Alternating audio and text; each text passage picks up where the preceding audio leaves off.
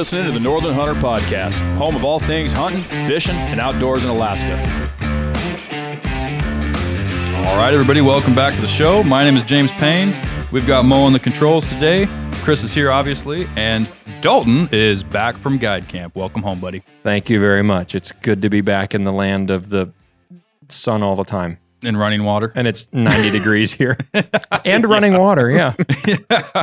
My Nalgene that I'm drinking out of still smells like Tang from guide camp. So, ooh, you guys had Tang? Oh, yeah. That's pretty cool. Oh, yeah. If it's good enough for the Lots of astronauts. electrolytes, yeah. If it's good enough for the astronauts to go to the moon or not go to the moon, then it's good enough for me. Right. Depending on your beliefs. They got really thirsty in that studio filming all those clips. Right. I hear it was really hot in Arizona that time of year. Yeah, exactly. It was that night, so, you know. Yeah, sure. Have you seen the videos on Twitter? I've seen all of the videos Yeah. on Twitter. Yeah. Yes. Actually, I don't watch. I'm not on Twitter. I'm going to be full disclosure. I stay off Twitter, but. Well, It's not Twitter X. anymore, It's it's X X. now. Oh, that's true. It's X. Yeah. X. No, Yeah. I'm not on X. No, it's But- X. But anyway, we have a funny episode here for you. We're going to talk, give you guys the normal updates for the season, and talk about prepping stuff up. This is actually like the I'll probably stick with this title just because I'm about to put it on the show. But we do a little presentation, or not a presentation, but a little format here to keep us all on step, and I call it prepping for the fall, and that could be taken two different ways, and I like it. I think I'm going to keep that. Well, yeah, Oh. the fall is still November, and that's definitely prepping time. So Exactly. I'm on board with that title. So we'll keep that one. But yeah, I mean, now is the time of year. This comes out at the very end of June, so bear's about to wrap up. July is a great time for fishing, sure, but it's also a time to make sure you have all your ducks in a row. So when August rolls around, you're not scrambling trying to go to Sportsman's to find the last thing they don't have and paying astronomical amounts of shipping to get new stuff. And there's a lot of just simple things you can do ahead of time just to avoid that situation. So we'll talk a little bit about that. I've got one quick thing Absolutely. on that. If you're thinking about getting your ducks in a row, run to Sportsman's for shotgun ammo now. Ooh, that's a good point. You know what? Yeah. I noticed the shotgun ammo yesterday. See, and you get the Yeah. head start before Monday when they hear this. So we just start a Black Friday rush. Right. I'm sure all the dedicated guys know, but I know for me, who's not like a real dedicated duck hunter, Mm-hmm. when I walk in there towards the end of duck season looking for ammo, there's not very There's good nothing, selection. yeah. I'm sure No. Max has been just walking out of there with shopping cart fulls. Oh yeah, you Yeah. know. No, he's not buying ammo. He did that years ago. I was gonna say he's still working off the stash. Probably just like Yeah. sleeping on a bed of ammo. All right, It's it's like, just good. every time I look at ammo, I wish I'd stocked up, a Mhm. year ago or 5. Well, and we talk a lot about like piecemealing your kit together. You can do the same thing with ammo. Oh, I do. But, yeah, because it's the only way I can afford One box to. on a payday, and then because dude, especially with like even rifle cartridges, these Magnum ones are getting insane. Over $100 for a box of 20. Like, are you kidding me? It used to Like- be the 375 Ruger ammo, Mhm. the 270 grain Hornady interlock soft point. Mm-hmm. Used to be a box of 20 for about 65 to 70 something Right. dollars. Yeah, I used- walked in there and it is $96 or $99 now. over used to 100 be able to depending on which buy- store you There's go some to. places For the selling cheap it for stuff. $114 a box. Yeah, I got Yeah. I got a bunch for $74 a box a Yeah. while back. Yeah. It was mismarked, and I talked to my wife. I'm like, we can't afford this all. She's like, absolutely not. And then we just we made it happen. 'Cause I'm gonna pop some tag. I'm gonna sleep on the couch. I pulled a box out of my ammo collection for that 375 because I was heading out to the bait here a couple days ago, and the box tag said $59.99. I Nice. said, "Yeah, this is Yeah. bought a long time. The good ago. old days. This was a long time ago." I was yeah. using some IMR 4350 at one point that Uh-huh. had like $15 on the tag or something Oh. like that. Yeah. $75 now. Mm-hmm. Yeah. Man. Good old days. Anyways, so since we're not in those good old days anymore, which were, not the good old days to some people who remember the old good old Right. days. Right. Mhm. But anyway, buying one box of payday is not a bad way to go. And Mhm. you'll build up faster than you think. So Yeah. little pro tip for the start of the show. Mhm. And you should only need to shoot once a year. No, we'll talk about that though. As long as you can hit a pie plate at 100 yards. Yeah, you just pull off, find a pull out on the side of the road on your way on your trip. Mm-hmm. Make sure you're zeroed. Head on in. Good to go. The sarcasm is real in this Steady episode. on the hood with all your friends moving around inside, and you'll get the perfect zero. That's what I found. Oh, yeah. As long as you've got a shooter's bag with you. Oh, and all you got to do is find like a knot on a tree. Mm-hmm. That's all you need to shoot at. Yeah, like a brittle one. That's what I like. The one that moves in the wind. That way you're moving with the animal, right? I like a Oh, good, like, skinny tree, so it's really manipulated by the wind. Well, you know, if you can shoot that tree enough times and it falls over, that you're dialed. That's true. Cutting trees down. It'll cut a tree. It'll cut a moose. Wow, we went down the rabbit hole quick on this one. All right. This Well, really escalated quickly. Mo, we've been starting with you on the bait updates, so we'll continue that trend this week. Oh, this is you don't want to hear mine. No? It's worse than Chris's was last week. Oh, geez, dear bad. I had like 10 days and no bears. And then a grizzly bear showed up. Oh, And even if I could shoot it, which I can't, right. it's like, you know, it's a young bear. What would you say that is, Dalton? 5? Maybe? Yeah, 4 or 5 year 4 or old. 5? Like, Yeah. Oh, for a grizz. like yeah. he's really lanky, like he's getting that length. And he's got Mhm. long arms and big paws. Mhm. His head's small. Is this the one you were showing me that was all yeah, rubbed? yeah, and he's rubbed. Yeah. Like, even if I could shoot him, I wouldn't want to. Yeah. He's so rubbed. I don't know, man. If you did like a half body on that guy, he Yeah. might look. Those rubs might look kind of cool. No, they would not. It would look. Dude, he's like a punk rocker. Donate a thing to the It looks Lord. like a rat.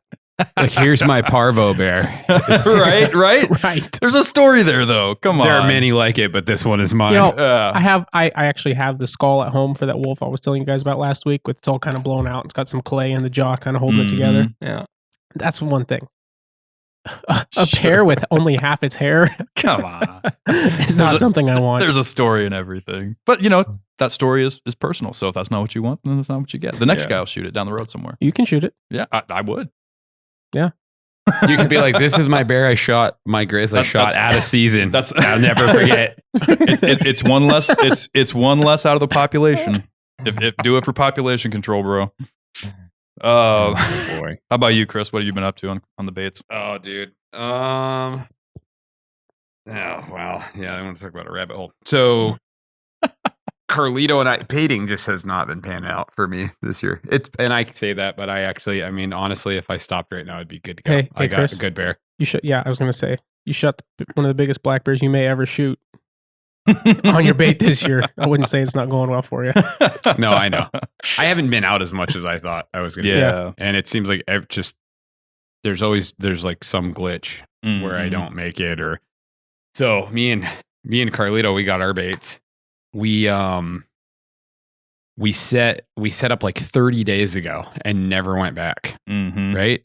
So those baits ran out like in 2 weeks, Right. and there's been bears on them every day, empty. Really. Yeah. There's been no slow-in activity.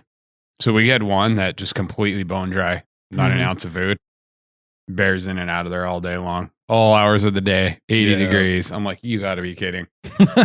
And then we were kind of like, oh, well, it'll take a while to fire up. We set one bait. I was telling you guys earlier, we set one bait where we could only to haul so much stuff. And we're like, okay, we set the camera, left, and we were gone for like 45 minutes, came back and it had been hit. Nice. And then we never Nice. sat that, and just because of time and scheduling. So Mm-hmm. That's the hardest part, honestly, with any kind of this stuff is like just getting out there and at the right time, you know, and for long enough, because you can go for a filler trip, but if you got to be at work at 5 a.m. the next day, like, I mean, you're not going to be sitting until 3 at the latest if because you you're got drive unemployed, time, right? that's awesome. But Yeah.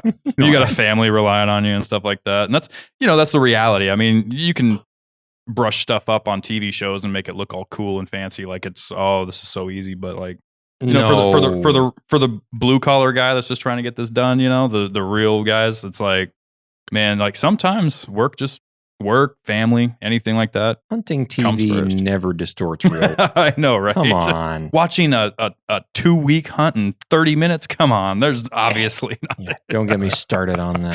so But- Carl's like going fishing, and he's got some other stuff that was kind of in the pipeline there. So Mm. yeah, we actually like pulled those, and so, but we know there's bears there. So Yeah. next year, I would say good establishment. yeah, and I mean, Yeah. it just didn't go like we planned, but that's kind of, and then everyone I've talked to, but the baits are pretty empty. Yeah. It's it, weird. it has been a weird year, especially like some areas. I've talked to people that bait in areas that normally aren't very hot are getting clobbered right now. Mhm. And then areas where it's typically clobbered and everybody's shooting bears, it's just not. I mean, there's bears, but they're just not as active as they have been in years past. And I don't know scientifically why the reason for that would be, but it just seems to be very common. A lot of people I talk to. I am all of a sudden seeing calves, like tiny calves, like German Shepherd calves, Mm-hmm. little tiny. So I mean, Yeah, could what's be. Carl always say? That dog food doesn't make noise. Mm-hmm. This is what we were talking about. We got to put squeaky toys in the bait. Yeah, Yeah. doesn't make noise and run. Yeah. That's what he says. Just got to put those little like fake blood capsules in there just so it gives them something, recreate the experience for them, man. I think you know, I want it's to I want to try to hit it pretty hard like the last 10 days. yeah. I think I'm gonna Honestly, that's my plan. probably just tell everyone I got COVID or something and see if they buy it. But That's- you can't use that one anymore. That one's nobody cares anymore. No, bear fever. Bear fever. There we go. It's a new strain. Uh-huh. Well, there's nothing Bear new about fever. that. Right. I get it every year. Oh, I do too. Mhm. But we also live in the day and age of be whatever you want. So, I mean, a lot of those clients, they might be like, he thinks he has COVID and we know that's nonsense, but he's entitled to think, what he wants to think. Exactly. It's 2024. Well, Want me in your house? I didn't think so. right. That's kind of my plan too. I've got no real major updates. I mean, I've been focusing a lot more on other stuff too this season. I mean, it's gone almost the same as yours, but just I've been trying to get out there as much as I can and enjoying it. And that's kind of the big thing with me, and especially with this year. And I made this point to my wife at the beginning of the season was, this year is just about just having fun and establishing stuff for the future. That's what this is about. Like I'm just in this to have fun, bait some bears up and just not stress over it, because it's easy to get lost in the process. It really is, to where you're stressing and you're just not having fun with it anymore, and it's hot and you're just, for me, the process has always been what I enjoy the most. And then of course then you get the experience of watching bears and shooting bears and stuff like that. That's fun, but like, if you're not enjoying the process of getting there, it's just like anything else. If you don't enjoy floating, you're not going to enjoy a float hunt. Mhm. Right. If you don't enjoy baiting, you're not going to enjoy bear baiting. Mhm. Like just hauling food and setting stands and sitting there for long hours. Mhm. Like if you're the kind of guy that can't sit, like we had Tim on, if you can't sit for more than 45 minutes, you're not going to like bear baiting. And that's just the way it is, Yeah. And so it's like, Yeah. For this year, I've just been just having fun with the process and just being goofy, honestly, and trying different things. And I don't know, I'll talk about it at some point more in detail, but Mhm. it's been a lot of fun. We've got good results, and I'm going to do the same thing as you. Those last 10 days, I'm just going to be out there as much as I can. Yeah, I'm going to So, just hammer it. I was telling Dalton on the way here. yeah. I was like, I just want to be absolutely done with it by the time the last day comes and I'm cleaning up the last spec Yep. garbage, whatever equipment. Just be like, yep, I'm over this. Yeah. Time to go fishing. Exactly. I just Well, need that's me. I'm already thinking I of need it out of the my next system. thing too. Yeah. I just need to be saturated. It's like calling when it's like starting to get 35 degrees outside and I'm like, yep, I'm just pushing Right. it. The good thing though is it's a lot easier to be in that mindset when you've got fresh bear meat in the freezer. You've got, stuff, you've got some success, like, you're happy. So you can just kind of be like, all right, I'm just trying to do what I can. Wean yourself off. Right. Instead of going bear hunting tonight, I'm just going to have a piece of bear meat. How about that? Exactly. Enjoy the fruits of hard I'm labor. gonna sit in a so. tree stand in the yard and read a book and pretend. Right. Mhm. All right, Dalton. So you've had a little bit of time to bear bait since you've been back, and you have, I'm sure, some highlights from your trip. So why don't you take away this next little bit? Well, just bear baiting stuff. Mhm. Yeah, my wife and I spent a lot of time the last few days on the baits. Nice. They're clobbered. Yeah. We watched a few bears, passed on a few bears, but there's a lot of action. Good. I'm just good. We're just both being picky at this point. Hey, We're just waiting. baiting allows you to be. Yeah. I kept having to run one bear off that was trying to make out with my pack frame. Like, stupid dog. Like I you know what? June 30th, if you walk back through here, you've got nice hair, you're pretty, I'll put an arrow through your side. But You've got 3 tags. not right now. But that's not how I look at it though. Like Right. I also have 2 full freezers And so, That's true. well, it's just not that big of a rush. yeah. So No, it's if, not, if it gets but- down to the wire, then we might shoot one of them. But right now, we're just being a little more picky and Sure. Yeah. see how the season plays out. But they're definitely all moving between midnight and 5 a.m. right now, though, Are they? because it's yeah. super, super hot. Yeah. We didn't even sit the last time until 10 o'clock at night because they Mhm. weren't hitting until 1 a.m. Yeah, I went and refilled one of mine the other night, and it was like 81 degrees. Yeah. I was like, "Good night." Yeah. Like, We went and sat starting at 10 o'clock, and the sun went down somewhere around midnight or 12:30 ish. mm-hmm. And bears showed up. They walked in at 1:30. Yeah. You could see your breath in the stand. That's how all my baits have been. One Super, o'clock. and super on. cold. I mean, Mhm. really, really cold. And the worst part was they both walked in as I was reaching for my last jacket. So I didn't put that on, which was a dumb move. And so we sat there for well over 2 hours with these things goofing off literally 7-8 yards away watching us. Yeah. And the boar kept getting upset and standing up behind the bait and blowing and growling, shaking his head, foaming at the mouth, while the sow just slept on the bait through the whole thing. It's like typical. The guy gets upset. You know? She's like, "I hear somebody." He's Yeah. like, "I'll deal with it." Babe, that guy in the corner is watching me. I'll take care of it. Right, exactly. I can't tell if he was putting his jacket on or taking it off, but it seemed inappropriate. Inappropriate. He was quite moody. But yeah, no, it was fun to come back and get right into it. I mean, I that's always what I look forward to the most when I'm guiding in the spring for bears. Is I look forward for updates from Chris or my wife or Mariah and see how the Mhm. baits are doing and what I have to come home to. And Yeah. so it's been fun, and I'm looking forward to the last 2 weeks of the season. yeah, it's gonna my- get exciting. My broadheads are sharp. there you So, go. Yeah. We'll see what happens. There you But go.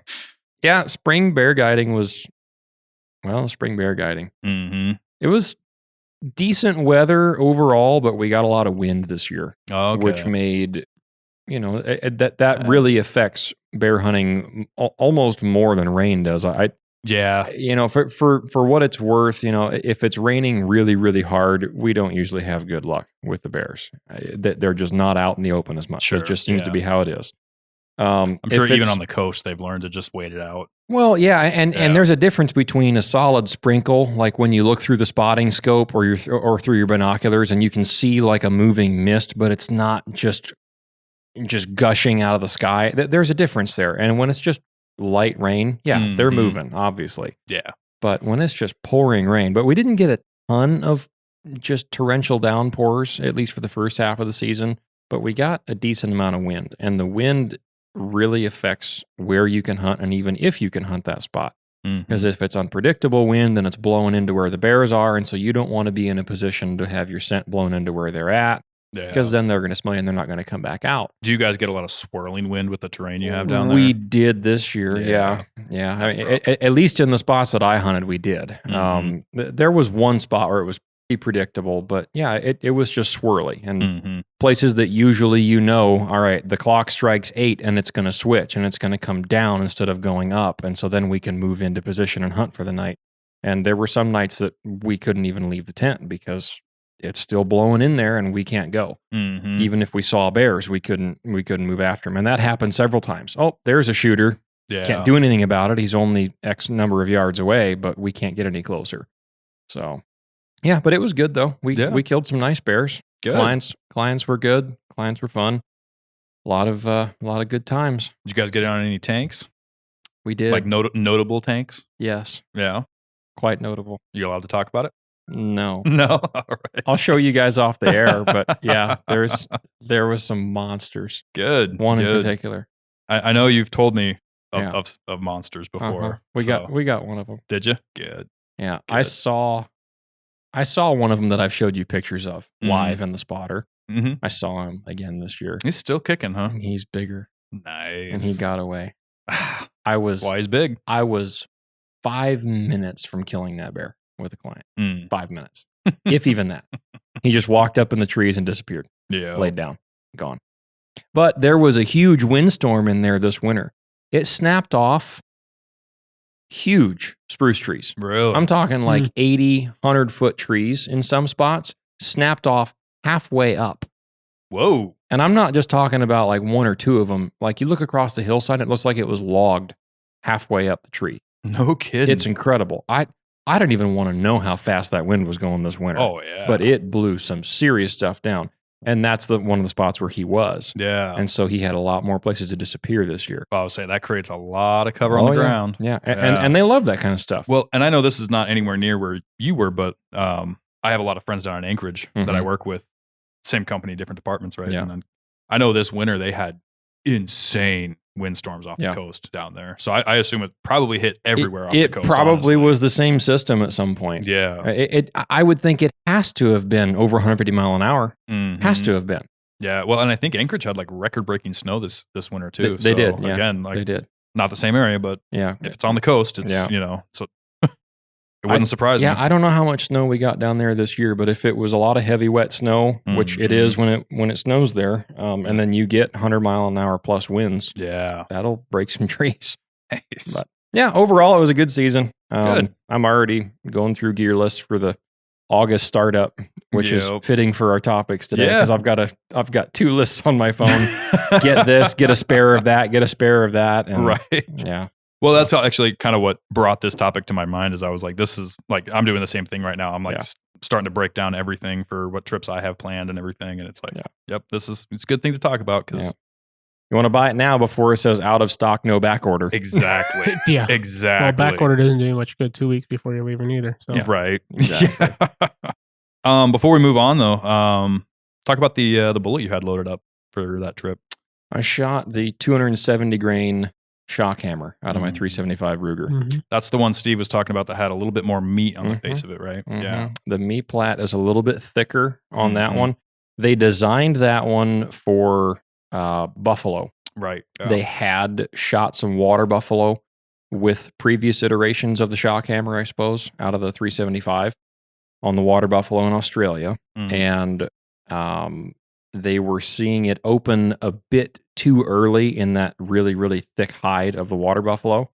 And so they increased the thickness of the nose of that bullet so that it wouldn't quite shed those petals so fast. And so I told Steve that's the one I wanted to shoot on brown bears because I'm oftentimes taking lengthwise shots Right. on some of these bears. And so I would Whether almost forward or rather, away. I would almost rather it stay together a little bit longer because I'm not getting into the vitals until I'm a foot or more into the bear. Mhm. So I shot those and I had to back up shoot one of the client's bears at 30 yards. We actually shot Coming him. towards you or running away from you? Well, the client had already made the first couple of shots and he was coming back to life to Okay. leave. He Gotcha. hit him first with a 338 a couple of times and both really good shots. I mean, the bear was dead. He just didn't know it yet. Mhm. And where he was, I didn't want him to get any farther away in the thick stuff. We were already up in the timber, like deer hunting type of stuff. Mhm. And so he shot him. He went down. I said, reload, shoot him again. He shot him again, like holes next to holes. The client did a good job shooting. Yeah. I mean, for all intents and purposes, he did his job well. And then he kind of slumped down into a hole behind a root ball, and I moved to the side to get a look at him. And, because I know he's not dead yet. And the client was coming up behind me, and his gun is pointed up in the air on safe because that's what I told him to do. And the bear jumps up and starts to run. And so, boom, my gun Mhm. went off right away. And like I said, it was 30 yards or less. Shot him. He went down, and then he was still moving a little bit. So I said, shoot him again. And the client shot him one more time because, Yeah. Better safe than sorry. yeah, I mean, Yeah. shooting is fun, right? And sewing's easy. Yeah. Yeah. So the client shot him one more time, and he kind of did his last kicks right there. But upon inspection, the entrance hole was over an inch big Really? from that bullet, and the exit hole was over 3. It was huge. Wow. Yeah, I mean, it was catastrophic Mhm. damage. So all those petals must have just like ripped. There That outside of were that high there were wall. 3 little pinholes on the far side. Yeah. And I even hit him broadside. That Mhm. wasn't even a lengthwise shot.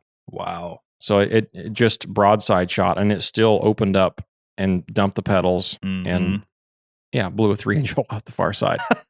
Which I mean, don't get me wrong, sacked him that's right a there. lot of gun, but like, Well, it's- yeah. that you could shoot different bullets with that same gun and not get Yeah. those results. yeah, That's- but a brown bear hopped up on adrenaline that just realized that he messed up Right. being 25 yards away from you is 25, 30 yards is close. So he's getting the full effect. Yeah. He's getting 4,000 foot-pounds of all energy. day. He's probably 44. Because that bullet is going 27.45, I think, average muzzle Somewhere around velocity there, at the muzzle. Mhm. And that's on a 20-inch barrel. Yeah. I need to put that through my 23-inch barrel 375 Mm. Ruger and see what the velocity is on that. See, we weren't even touching pressures. If you wanted up pressures, I could up pressures because oh, I with was that longer barrel. I mean. yeah, because the guy that I got my reload data from shoots a 24-inch barrel and he gets 28.50 or Is that rifle you 28.25. were just telling me about with the 23-inch? He has the old Ruger guide gun, which had a 24-inch barrel and No, I gray mean the laminate one you stock. have. The that one I says- have is a 23. That's the one you just told me. the new Yeah, one? yeah, that's the Safari Mhm. Yeah. Ruger African. Right? Yeah, sorry, not Safari, Ruger African.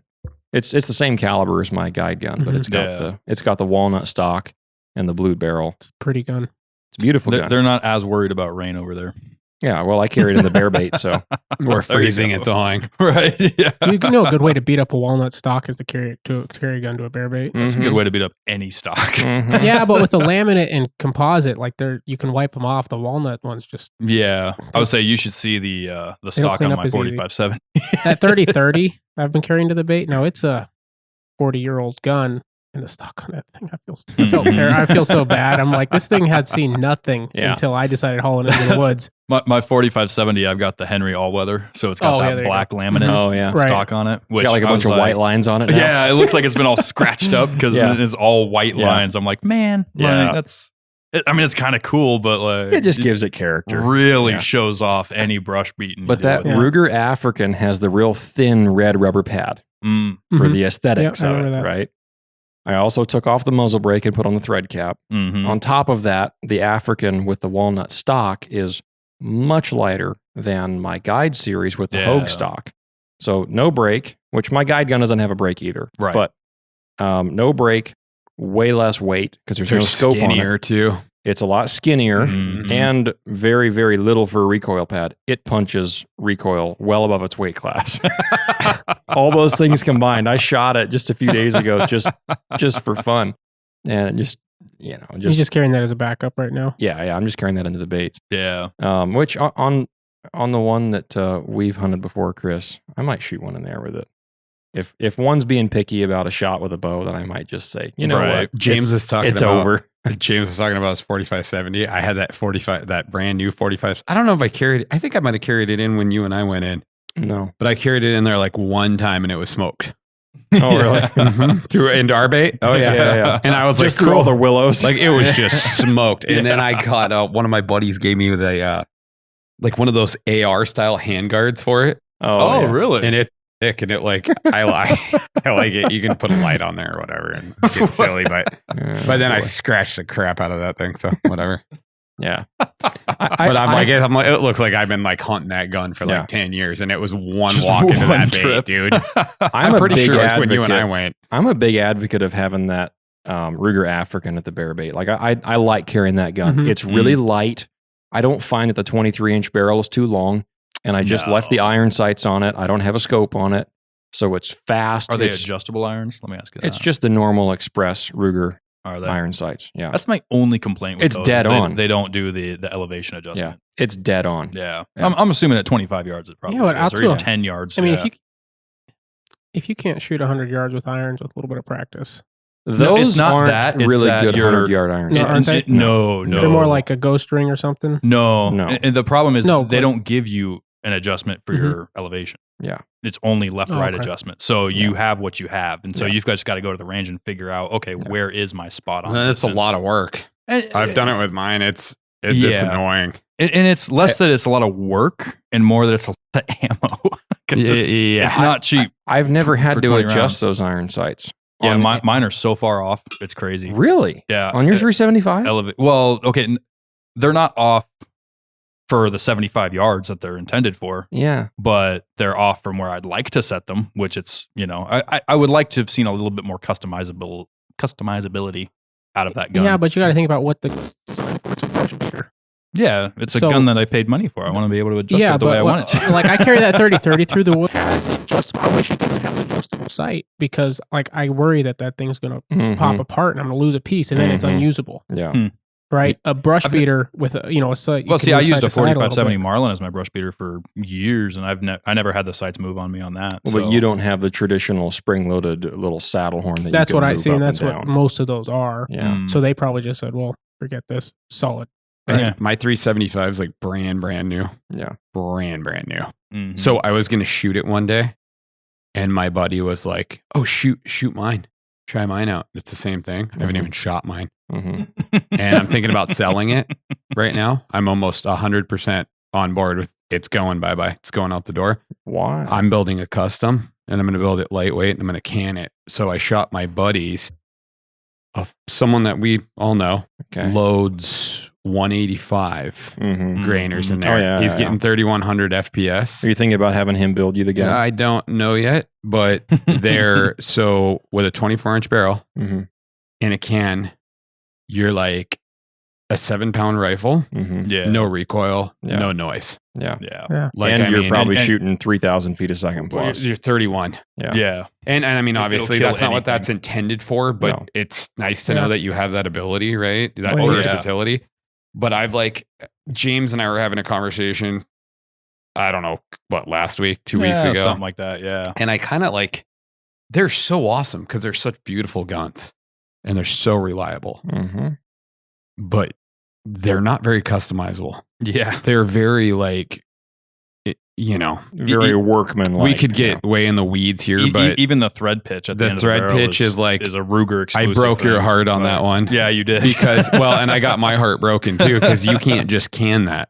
Yeah. You have to cut that. hmm I know guys that have cans on those They guns. they cut them. So what you got to do is you got to remove the front sight.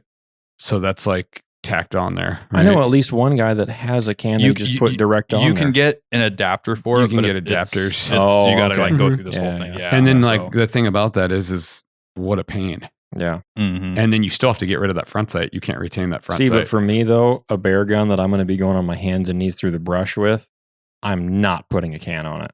right. No way. See, in like me, I'm not a guide, but I'm putting a can on a gun. Like Yeah. if I've got a slight package, I'm Yeah. putting a can on it and I'm going to beat the heck out of it. 'Cause, Ever since I've hunted with a can, I don't want to not hunt with a can. like I want a anymore. 375. It's like- I want a 375 in a bait station with a can on it. That's what Yeah. I want with 300 grain. Yeah. Well, and Bonded bullets. all of this being said, too, I'm not Or dogging hammers. the rifle by any stretch. Like I'm not saying it's bad. I'm not It's saying awesome. anything. Right, right, I right. just personally like a rifle I can customize a little Yeah, bit no, more and that at makes least sense, yeah. aim it where I want. Well, and that's where I was like, I haven't Like- squeezed a shot out of this thing. It's a good time to jump ship. Yeah. Pull I my mean, optic. I got a if- great optic on there. I if- mean, If you're going to do that, let me know because I've got a good friend that's looking for one just like that. Oh, well, they're super hard to find. Like, Well, not are- right are now. they They're easier not. now? Yeah, Yeah, they're 'cause not. I know when I bought mine, it was the first one I'd seen Yeah. that was the right. There was a They few had years. left hands a lot, but Really? yeah, they had a lot of left hands. I was finding left hands, left and left, but the but like, Nice. I've actually entertained selling it for what I got it for, and I'm not having any issues with that. Like I've got buddies chomping at the bit. They're like, Mhm. I will give you just to be done with it. And I haven't shot a shot out of it, and I think I'm just gonna go custom. Like I no noise, no recoil. Yeah. Yeah. And I shot my buddies that he built. It was a 22-inch with a can on it. Mm. I mean, I don't even know what I would compare that to soft wise. So soft. Mm. 22 long rifle.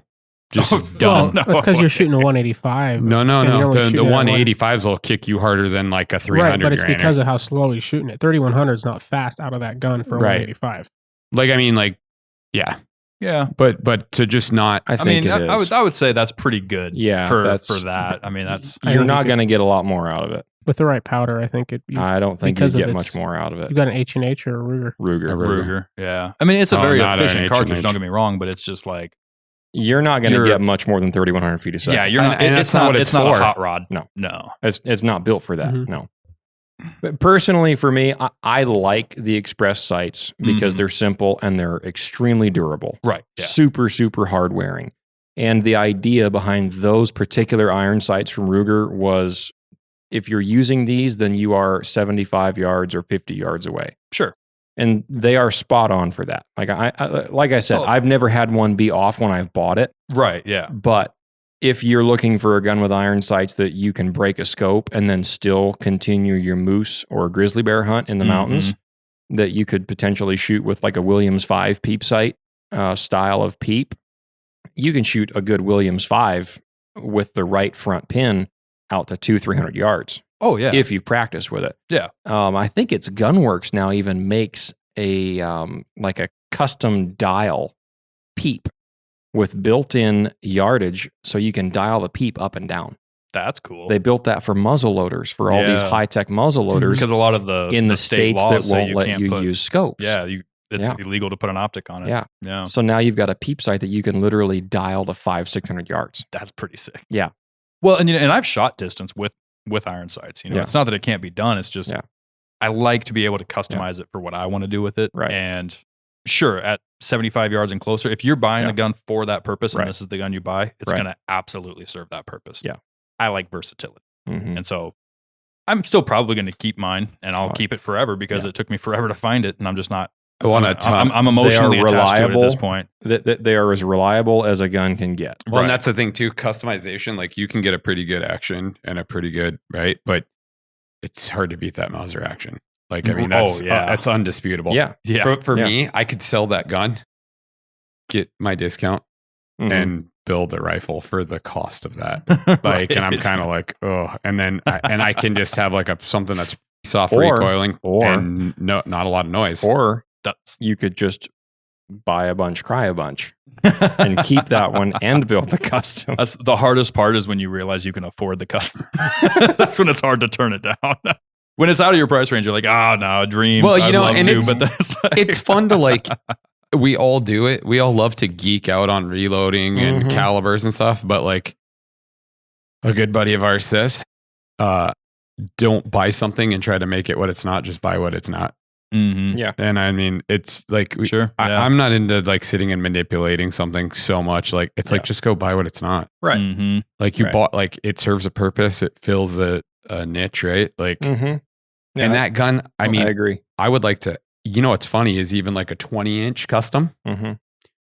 with like 300 grainers, like some hammers or whatever, and a can, and you would just have a nasty Yeah. like crossover rifle.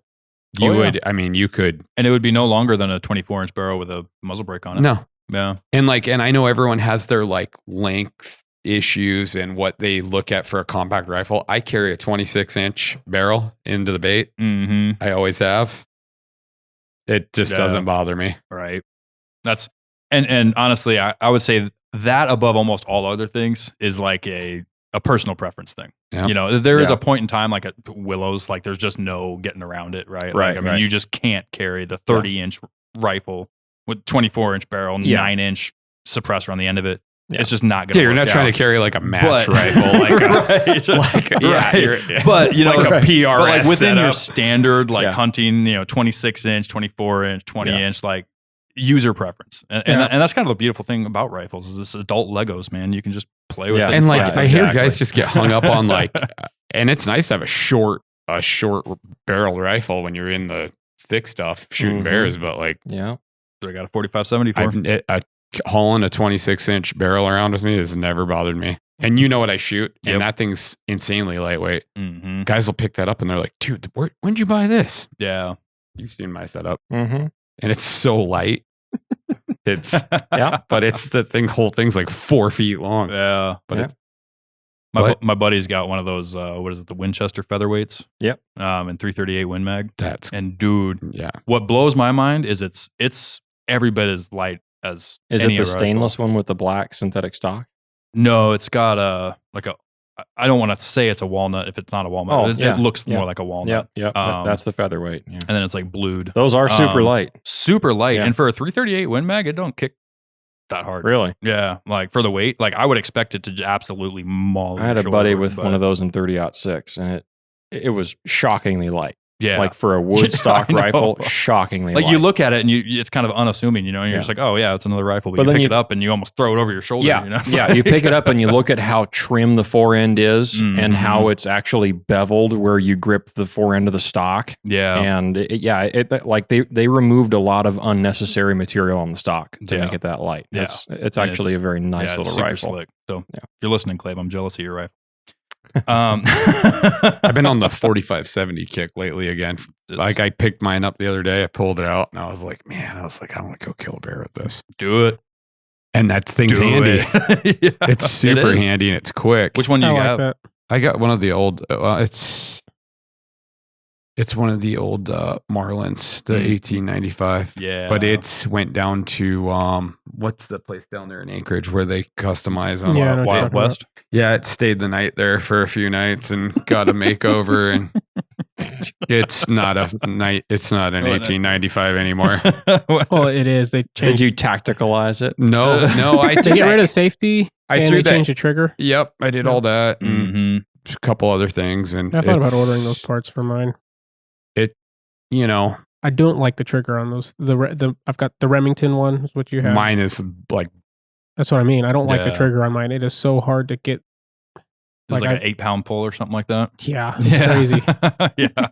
I think where I've got mine right now is about 4. That's what those Which are. is 3 to perfect 4. Like it's not for- adjustable, but Yeah. Four is good. you have to show And off it's the trigger perfect out for to that change it. gun. Yeah. It's light enough to do what you need it to do, but it's not so light that if you bump it wrong, it's going to go off. If I'm shooting my 4570, like I've shot it and then I've gripped the 300 short out with that Tika out to shoot, and it's like I'll shoot before I'm ready. It's like I lay Yeah. down and I start to I feel like I touched the trigger and it goes off. I'm like, The worst one I've experienced was my wife she has still currently a 30-06. It's an old Kimber, like from they originally started making rifles and went from Kimber of Oregon to Kimber of America. mhm. And so it's an old Mauser 98 action that Mhm. was a war relic that or not relic, but they refurbished it into a hunting You rifle. never know. It could have been a relic. Yeah. I mean, the action, the serial number says it was manufactured back in like the 20s, like late 1920s. Oh, So, definitely then. Yeah, but definitely. so they got a lot of those shipped into Yeah. the U.S. and then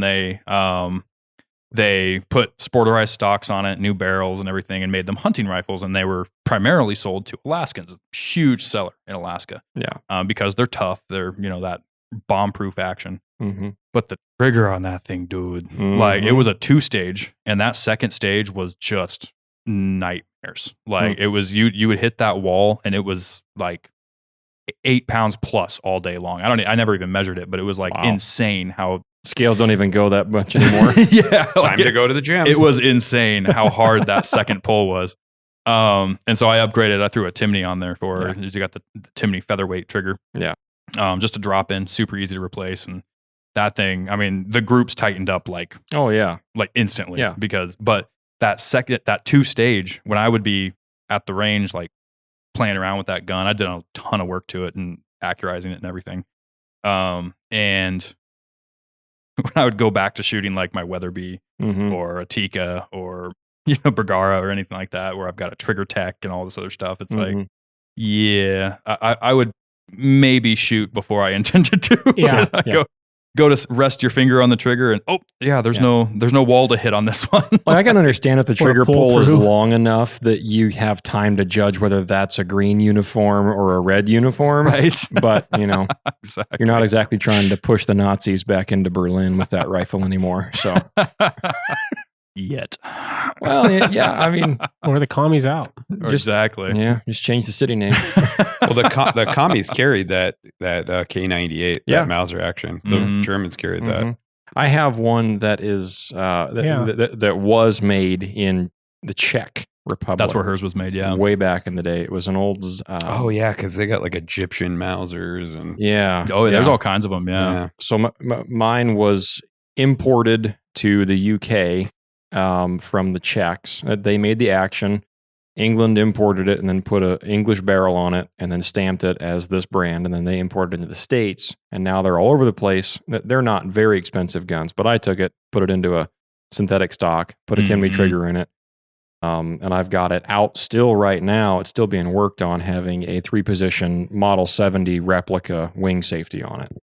So when I get it back, it's going to be everything but an What old caliber Model is that? 70. H&H 375. I Yeah. just talked to who you gave that to. Uh-huh. I was like, I wait, just what? talked to him. I love that wing safety on the side of there. Mhm. It's perfect. Yeah. Like, especially for a newer shooter too. Like, because, Mhm. you know, not that my wife's not a good shot. I mean, she's been shooting her whole life, but like, you know, when she was new shooting with me, I'll say that. Yeah. It's nice to be able to look and be like, okay, yeah, it's unsafe. Yeah.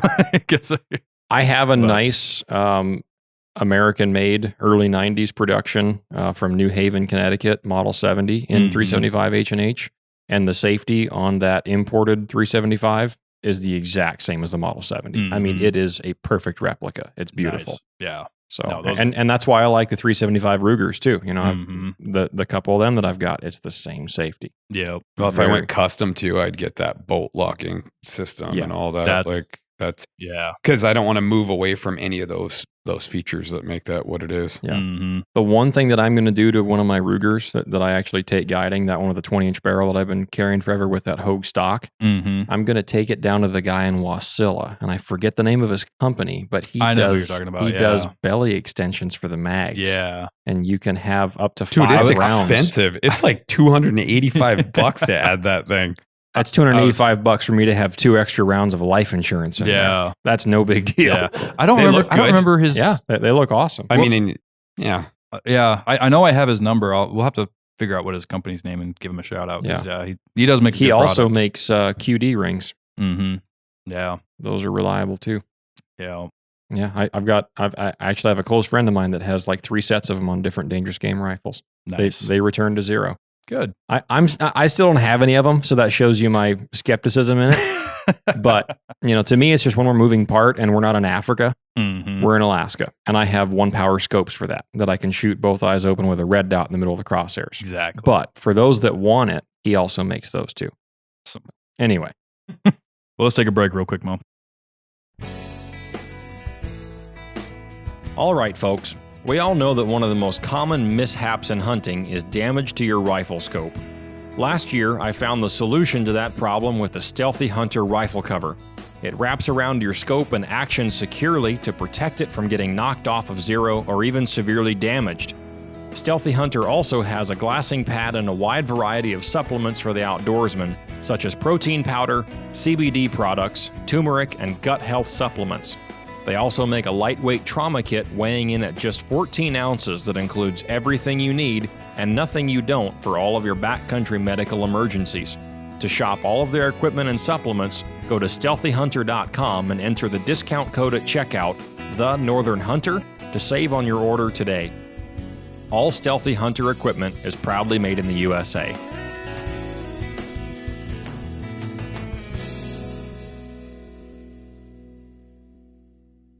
All right, so I'm sure there'll be plenty more rifle talk later in the show, but as we said at the beginning, this is the time of year. Well, I guess we got, at the time of people listening to this, you've got, what do we think, 4 days left to shoot bears?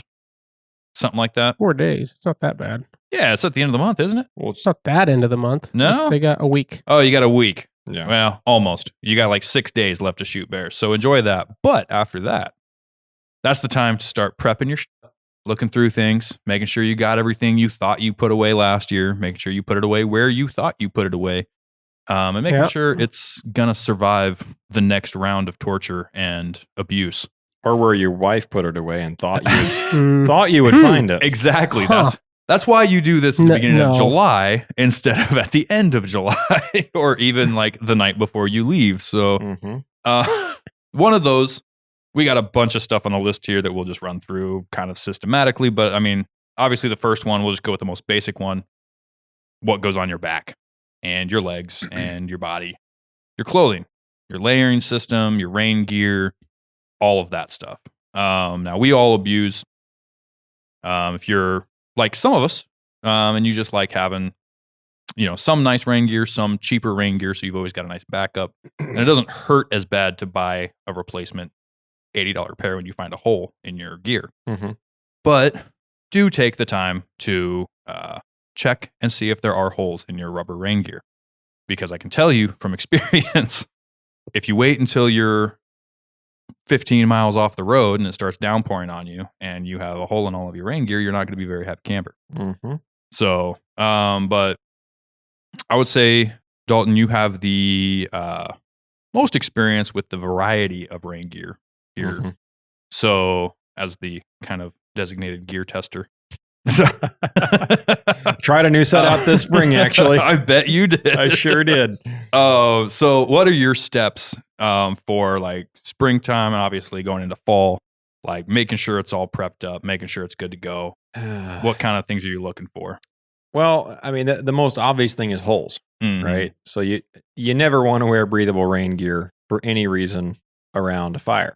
Yeah. And I know that sounds like an obvious statement. Well, if I've got a fire going, why would I have my rain gear on? That's fair. Well, I've built some fires in the rain. Yeah.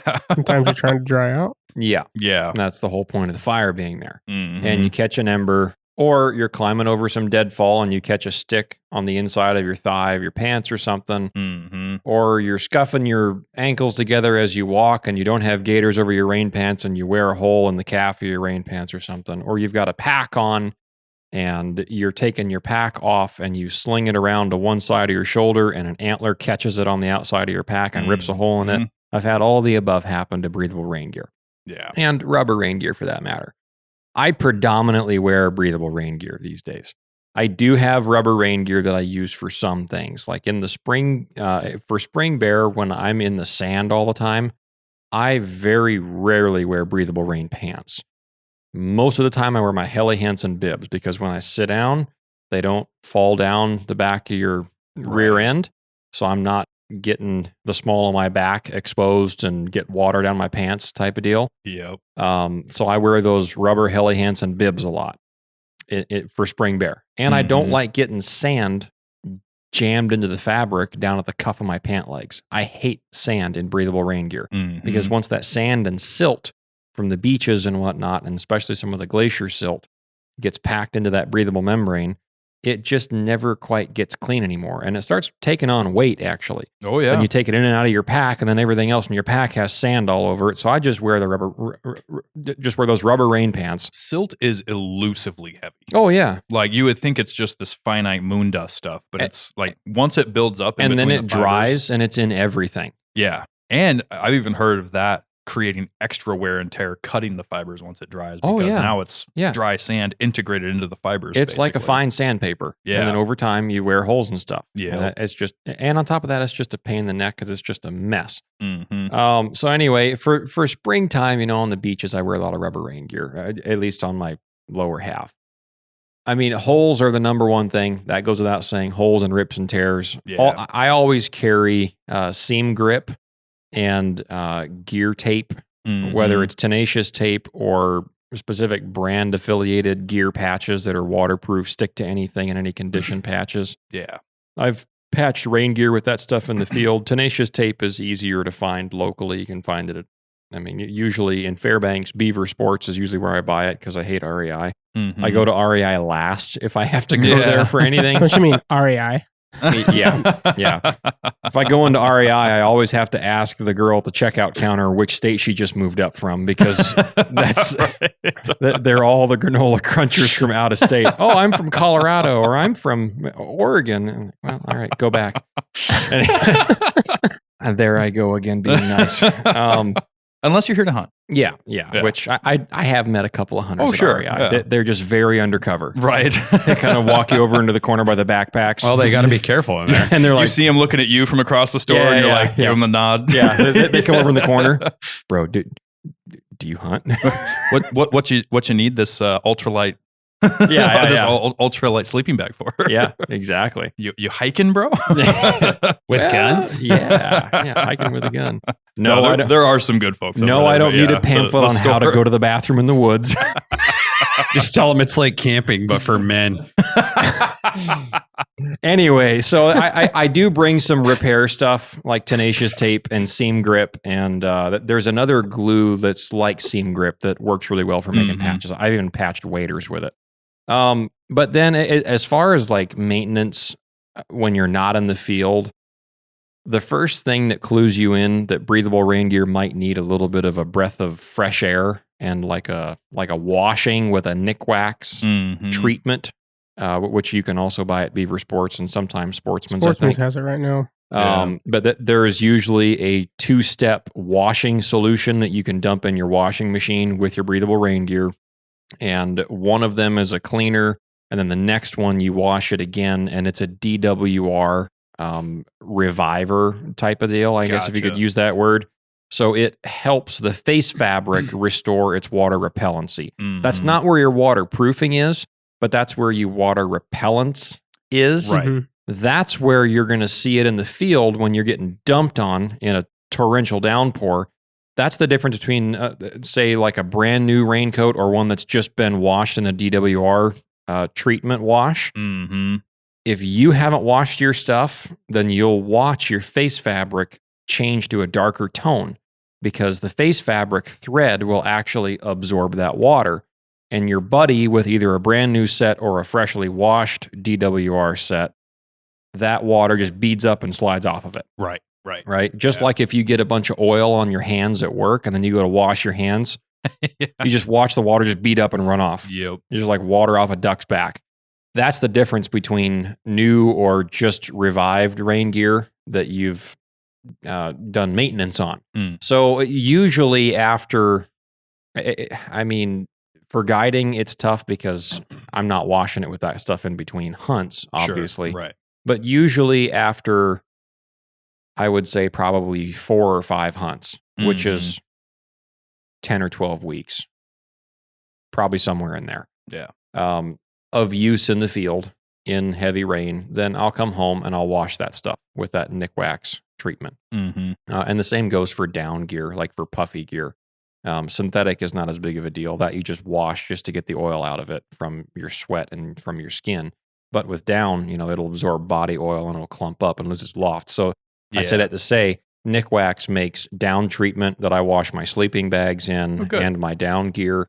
And then they also make a breathable rain gear wash solution that I wash all my rain gear in. So usually it's usually cluing me in while I'm on the hunt. If I notice, man, it just started raining and my shoulders on my rain jacket already look dark, I'm going to wash the stuff when I get home. Right. That's usually how I start cluing into that. And if you haven't thought of that for some reason and you want to know before this August sheep hunting opener, which is the first season, August 10th is sheep and caribou opener for the large majority of the state. Yep. Before that first of the fall season hunt, if you want to know that your rain gear needs to be washed or not, then take it out in the backyard and have your wife or buddy spray you down with a hose and hold it on there. Yeah. And see if it soaks in or not. And you're not looking for if you get wet or not. You're looking for if it absorbs into the face fabric. If it's quickly. soaking in and staying on that fabric. Right. And so doing that at home is a good way to tell if you need to wash your rain gear because that's the best thing you can do for breathable rain gear. Yeah. Because not only on the outside do you have DWR protection on your face fabric, but you also from the inside have all of your body sweat and the oil and the dirt and the dust and silt, whatever has gotten into that breathable membrane. Well, if the pores in that membrane are clogged, then you don't have that transfer of vapor to the outside of your jacket. Now you're just wearing rubber rain. So now it's not breathable anymore. Yeah. And if it's not breathable, then it's probably not going to stay waterproof for a whole lot longer either. Yeah. You have to have that transfer of sweat vapor through the garment to push and keep the water out. Mm-hmm. So anyway, that's probably the best way to keep on top of your breathable rain gear maintenance. And you touched on the most important aspect, I would say, with any of this clothing related stuff. And honestly, a lot of the stuff in general, and we're going to fall back to this point, which is try it, test it, use it before you're relying on it in the field. Whether you're getting sprayed down with a hose or you throw it on and step in the shower real quick, it's the same concept. Yeah. And knowing what it's going to do before you're relying on it to save your life, right? Or at least keep you comfortable, is a huge thing. I mean, and that goes not only for any kind of rain gear, but like boots. A lot of the, I would say swampier hunting. You're going to be wearing your knee boots and stuff like that, or hip waders and things.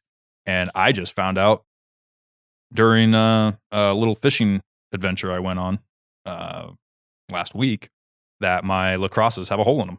Yeah. And I'm really glad I found that out. How'd you find that out? Well, you see, no, I went flossing for Kings down off Ship Creek in Mhm. Anchorage. I was down there for a work trip, and I figured, well, you know what?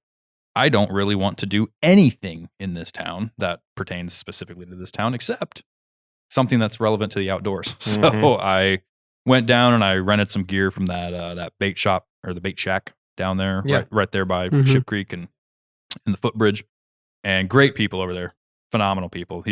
I walked in there and I was like, this is what I need. I'm just looking to achieve this. I'm not able to catch the tides. I'm only going to be fishing low tide. You know, what's my best option? And he walked me through every single step of the way. Mhm. Got me set up with gear. It was a good price for what I got. You know, I Yeah. got nets and waders and didn't use the waders. Obviously, that's how I found out my boots had a leak. But you know, they got me set up and it was a good time. I Yeah. hooked into 2. I ended up snapping my line off on both of them. But that's fishing, right? Yeah. So, but it was a good time. I was out there for, you know, probably 5 hours an evening the whole time I was down there in Anchorage and Yeah. just casting a line, having a good time. There wasn't super crowded. Like I had 50 yards on either side of me all to myself, you know, and people would chat and be talkative and all that. But I was standing on a rock. You know, it's low tide, so the water's moving pretty quick. I mean, Ship Creek's one of those places. It turns into like a creek to a river to a lake, Mhm. depending on how the tide is. Yeah. And so I was always catching it at that lower creek style. Mhm. And so there's rocks and stuff you can step on. Well, I wanted to get a little bit farther out into this channel where I was kind of eyeballing where people were catching them. And I'm like, okay, where are those coming from? And I'm going to catch them before they get to these guys. So I ended up stepping on this rock, and I was probably, I don't know, foot deep of water or something like that. And I was careful. You know, you want to be careful when you're around water. But like, one of my socks ended up getting real wet for a little while there. And but it's cool because, you know, I was like, Ship Creek's not wilderness by any stretch of the imagination. Right. So it's, you know, you're literally All right, walk right there back in the to middle of truck town. and turn on the foot heater. But that's a good test run, you know, because now if I'm out moose hunting, you know, I know better than to take those boots moose hunting where I'm going to be stepping in deeper than ankle water, Right. You know, in a swamp or something like that. So do that too. You know, take your whatever boots you have that you're planning on being waterproof. You know, it's one thing when you have a wet sock and you can see your hotel from where your wet sock is. It's another thing when you're, you know, miles from the wheeler and that wheeler is miles from the road, and you know dude, even just riding your wheeler, it's just downright uncomfortable. Yeah. Same with gloves, same with everything. But the other thing with boots too is, you know, if you plan on using a brand new pair this year, make sure you break them in before you go out and use them in the field. Whether you're planning on hiking 20 miles or 2 miles, it's just a good idea to break them in. You know, walk around the house, or not the house, but the neighborhood. You know, go on hikes, climb Angel Rocks, do something like wear them to work a couple days. Yeah, wear them to work. Couple days or months. Yep. And then, but you know, these nice quality boots. I mean, and anybody who's worn cowboy boots. I mean, you know, when you buy a brand new pair of Ariats, you know you have a break-in period there. Same thing goes for hunting boots. You know, and a lot of people mistake that and end up with big blisters in the field. So what I always like to say in relation to that is like Crispy said, most of their boots now say they don't require a break-in period. What does require breaking in is your foot to that boot. Yeah, that's true. That's very true. Like the boots might be good to go. I would say it's not always if your the feet material. Aren't used to them. Yeah, right. yeah. It's those pads. You know, do you want to replace the pads because man, maybe the arch on these ones doesn't fit my foot right. That's all stuff to know well ahead of time. And test. Yeah. Don't just buy stuff and plan on using it. You know, just like you talking earlier, Mo, earlier in the season about don't buy your trail camera and then be cutting the plastic, you know, container. Don't be opening it at the bait site and throwing batteries in it with, you know, it's like, now how do you program this thing? Right, exactly. Same concept applies here. You know, if you're, and sometimes you have to buy a brand new pair of boots, or maybe that's just when you have your money to buy the brand new boots. But if you buy the boots a week before your trip, wear them every day. That's all I'll say on that. Yeah, I've done that. As far as like coatings and stuff like that, what would you recommend for boots? Any kind of spray on coating? I don't do any spray-ons on boots. Any of the boots that I have to put a coating on that aren't synthetic, you know, you have to coat the leather boots. Right, the leather ones, yeah. Which everybody's familiar with treating your leather boots. That's been around for as long as we've made leather footwear. You know, since the beginning. And so I like to use what the manufacturer specifies that you use, because different manufacturers have different things in their boots, like their glues and adhesives Mm-hmm. that are a plus and minus with other boot waxes that you could put on there that have elements in them that will actually degrade the glue and adhesive in your other pair of boots. Mm-hmm. That's a different brand. So, for instance, I've got some Kenetrek boots. I've got a couple pairs of them that I wear that I've had both of them for a long time. Got a lot of miles on them. And they don't look like they're that old because I wax them after every major hunt. Mm-hmm. Now, when I'm in the field guiding, if I have time in between hunts, even like say I'm going from a sheep hunt to then a caribou hunt, if I've got a day or two in base camp, I re-wax my boots. I bring my little can of beeswax, and I use, so Kenetrek, they say that you can use their wax or you can use another wax, and it's I think they might even sell the other brand on their website if I'm not mistaken. I haven't looked on their website in a long time, but I think it's pronounced Aubernoffs. It's a little black Yes. plastic can. I've used that stuff. It's great. Sportsman's used to have it. I haven't seen it in there in a while. I wanna saw say- it not too long ago. Did you? Doesn't no. Big Rays carry that stuff? They might. Yeah, Yeah. I thought I've always gotten it at Big Rays before. Yeah, that they might. I don't think I've ever looked there for it. Yeah.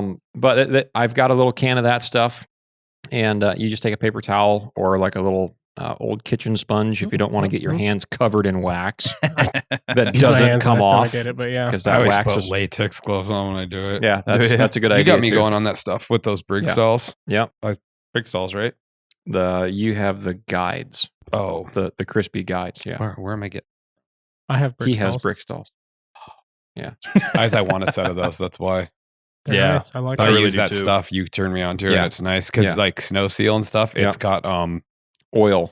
it's got kerosene in it, Yeah. and that kerosene will conflict with those adhesives Yes. in those boots. And so Mm. that Aubernoffs is a beeswaxed based Mhm. wax, and so it doesn't have anything in it that's going to degrade the glue in your Mhm. boots. And so I've been using that stuff on all my boots, but I always check to make sure that that's not specified as, hey, don't use this on our boots. Yeah. But that's a pretty safe option. And anything that doesn't have oil or kerosene in it, Yeah. that's like a beeswax based, is better off than using like Oh, a Snow Seal. For the blue collar guys, a lot of what you would use on your area to your Justin boots or whatever you wear to Mhm. work, right? If it's safe for those, Yeah. it's typically a beeswax mix of some sort or, Yeah. safe to put on it. So, Right. So that's kind of what I do. If it's kind of the similar aspect with breathable rain gear. You can see when your boots need to be waxed. If the Mhm. leather looks dry, then wax them. Mhm. yeah. Take the laces off, open up the folds on the tongue, and wax the entire exterior of the boot wherever there is leather. Yep. And wax it in there good, and then take a hair dryer to it. You don't need to put them in the oven. Just take a hair dryer to it and Mhm. melt that wax in there. And then I usually put a second coat on it. If I'm at home doing this in the off season, then I'll coat them twice Yeah. because why not? Yeah. And then after you walk through creeks with that stuff on, you'll notice that the water will just beat up and just roll right off of it. There is no absorption of water into that leather grain at that Mhm. point. Again, it's not that they will wet through if the leather is dry necessarily, because they all have a Gore-Tex or Event or some kind of a breathable, waterproof Mhm. membrane sock sewn into the boot. Yep. But if the leather stays wet, it's more likely to push through that Gore-Tex. Right. So waxing the leather never hurts, and it does improve the longevity of your waterproofness. Yeah. So, And especially on some of these more affordable boots, if that's all you can get, and it Yeah. happens to be Mhm. leather, it'll help you get more than one season out of them. yeah. So- If the sole doesn't fall off. Exactly. Barring any catastrophic failures. I took a pair of boots that were brand new at the time. This was a long time ago, but at the time they were like, "Oh, these are nice boots, Mhm. brand new, right?" Put them on. I don't know if I even worn them before, and I was like, my other boots had started to fall apart on that trip, and I had them along as a backup. Mhm. So I put them on. First day I wore them. I mean, I did a decent amount of walking. I wasn't like hiking to hunt, but I did a lot of walking. Yeah. Like park the wheeler, go walk to a spot, sit for a while. Then I was walking around the woods a bunch, climbing up and down a hill. Mm-hmm. And they fell apart. So you're wearing moccasins then? Well, it was more like Flip flop.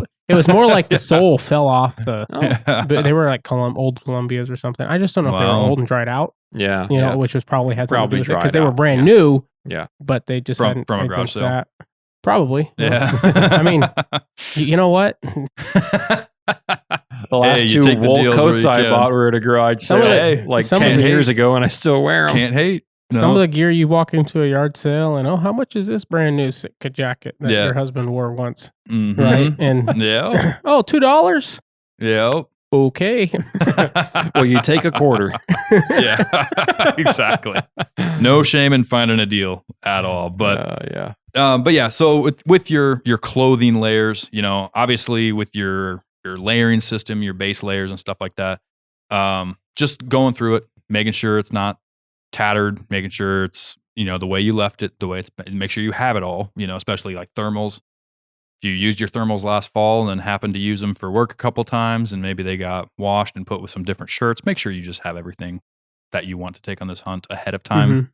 One thing I like to do, and just to organize it a little bit, if I know I've got a trip coming up, I'll try and set up, you know, because I like to keep my stuff in plastic bags if I can, whether it's I'm putting it in a Ziploc or sometimes if I feel real fancy, you can get those vacuum bags.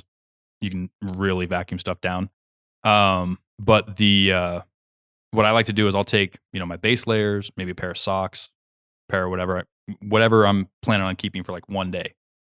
And I'll just make sure everything's in that bag, and then I'll literally take a Sharpie and label that bag. So when I'm looking at it, I know I've double checked exactly what's in that bag.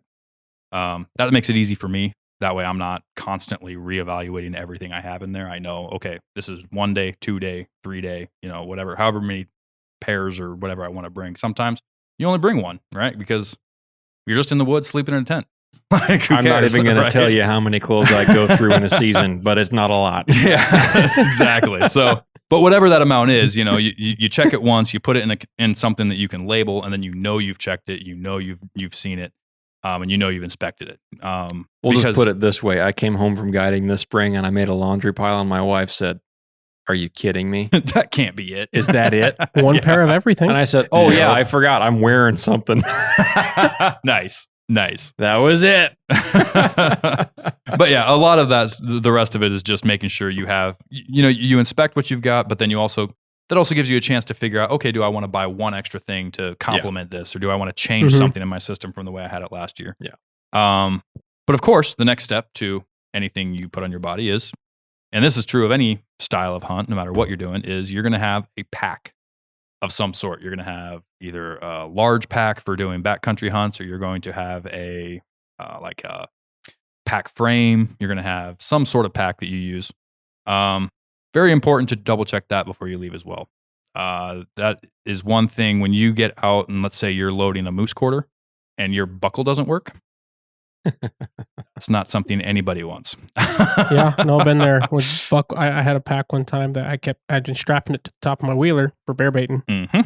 and the buckle broke off Yeah. at some point. And Yeah. then when I went to put that pack on, Yeah. and the buckle around the waist, all that gets old fast. Yeah, I had a similar thing happen, and I believe it was from baiting and strapping it to my wheeler as well. But it didn't break off, but just that retainer clip, it broke in half, and it was still, there was enough tension there that it held the plastic together. And if you wouldn't have known or wouldn't have tried it, you wouldn't have known, like looking Mm. at it.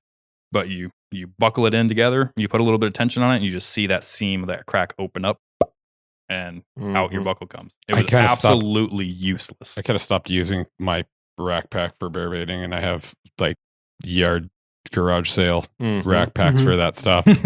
Like my wife and I were digging through some stuff earlier, and she's like, "Oh, you got a lot of these." Like another rack pack. I was like, "Keep that. That's for dog food and 55-gallon drums." Yep. Because The one you don't mind if it gets beaver blood all yeah, over it. I and stopped stuff. throwing I stopped using my good rack pack for bear baiting. It's Yeah. easy. It's the lazy approach.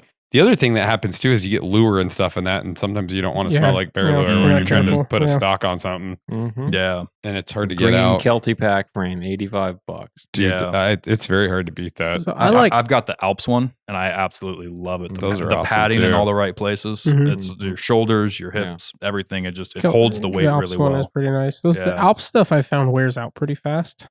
I'm on my third season with this Okay. particular one. Like I've had a lot of the I Alps think- day bags because they're very economically priced Mhm. and they're really decently built, like pockets wise and design and Yeah. everything. And those I've had them like I was going through like one a season of those. Oh, like really? They just when you're bear baiting, carrying it through the True, woods yeah. 3-4 nights a week. I will say the pack frame is the Holes only in thing I them. have. Okay. But the wings have held up great. It has the wings that come off on Mhm. both sides. The pockets are all holding up great. The only thing that is wearing out, and they do sell replacement buckles, is the buckles are starting to get loose. They're not cracked, but they're, they need to be Really? replaced. They're not holding as tight as they used to. But the one thing I did notice is because I've had to pressure wash mine a few times from getting blood and nasties and all this stuff. Every season. Yeah. Yeah. And one thing with your shelf, because especially with that Alps one, the way the shelf is attached, Mhm. it just has that. Yes. It's folded over and just sewn together, and Okay. it's got a hard metal stop that keeps it at that 90 degrees. Okay. There's no give. Some of them they're just held at 90 degrees by a buckle, and you can actually go further or Yeah. anything. You can go 90 degrees or less with the Alps one, but if you're pressure washing that to get blood and gore off of it, smell good, bait 'em stuff, you want to keep an eye on that stitching because those pressure washers will absolutely Oh, really? destroy that stitching. Hmm. And mine's good. Like I've got probably 2 more seasons left in mine if I'm not too abusive, but it's something to keep an eye on because again, if you end up trying to haul something out, now this one has a frame around the whole base too, which is nice. Yeah. As they should, right? Yeah. So if your center fabric fell out and you're trying to haul a Mhm. moose quarter, you'd probably be okay. It would just sit right in that frame. But it is something to keep an eye on if you're going to be hauling something smaller or if you're just really relying on that shelf. Yeah, I've got that Herbally Stock mainframe. Eberly stock. Herbally Stock, however you want to say Herbally. it. I've got that mainframe that it's designed. It's got the zippers on it, I like that. and you I can zip, remember like that. I have like their day pack, 2-day pack Mhm. that zips onto it, and it also you can take the cinch buckles off the pack and you can unbuckle them from the pack and buckle them to the frame, so you can actually put a meat load It's in got between. that little permanent shelf on the bottom. It has a doesn't permanent. It's a hard shelf. You can't change it, which Yeah. I actually really like. I would say that's The kind of fact cool, that it doesn't actually. move, fold up, nothing. It's just there. And it's small. It's lightweight. Yeah, I mean, yeah. that's the it's- one you were carrying down deer hunting, right? Yep, I carried that. Well, I've carried that one for everything I've done that I've thought I might need a frame on. Yeah, I like for that any, pack. like I've carried it bear baiting. It's a $250 frame, so it's not like it's insane. It's not like I'm Mhm. taking my stone pack or something out there. Like that would Right. be Mhm. stupid. Yeah. But it and it's hardy enough that I think if I had to pressure wash it or something, it wouldn't be that big of a deal. But Mhm. I work very hard with it though because of what it is. Right? Sure. Yeah. But it's really nice because I can take a bag of dog food or 2 or whatever, strap my pack onto the outside of all that. It cinches to the frame Mm. and hike into the bait, dump the bait, throw the frame under the stand. And then when I'm done, when I'm leaving, it just reattaches, the bag reattaches to the frame, just Yeah. buckles right into it. The bag doesn't actually have straps. In this case, I have straps for it, but they're off of it, right? Sure. Yeah. And which is really nice. Instead of, I was out there with your wife Tabitha hiking into the bait, my Mhm. sister, right? Mm-hmm. And she's got her pack like one strap of it hooked over the hook on her Kelty, and it's swinging over sideways and back and around and like hiking through the woods. It's like I don't miss that. I remember doing that, but this Right. is a much nicer. The way that I do it at the bear bait is I use that green Kelty pack Uh-huh. frame and I use the little bat wings with Yep. the 2 buckles. And I Mhm. strap the dog food and whatever stink on the bottom shelf underneath the bag of dog food so that doesn't go anywhere. And then I button those wings up. And then I have 2 rafting straps from Beaver Sports. Mm-hmm. And I just cinch my dry bag with clothes. It's just a C-line Mhm. rubber dry bag on the outside of Mhm. it. And there is no tails flopping around. But, Nice. she likes to use ratchet straps on stuff. And I See, like my rafting so- straps. One thing I really like about that one I have Yeah. is the Alps is when I have dog food in there per se, right? And Mhm. I'll put 100-pound or close to 100 pounds. It's hard to find 50-pound bags anymore, but like 45-pound bags is pretty common. Yeah. So 90 pounds of food, and you literally just lay it sideways, throw one bag on, throw the second bag on top of that, and I'll just strap it on with the wings and everything. The thing I like about that Alps is that's all I need. I'm not putting extra straps on it. I can just reef on those things, and those both buckles. They have the little extensions that you can put on Mhm. there too. Yeah. If you really need to get over a Mhm. large, like 2 bags of dog food or something like that. Mm-hmm. But I mean, you can put your body weight into those things and they'll hold.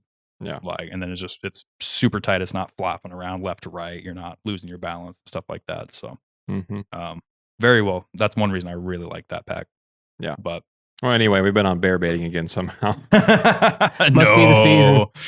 But honestly, shoulder straps are a huge thing to check on your packs as well. Those are one thing that get worn out because what's the area that has the most abrasion when you're putting it on and off?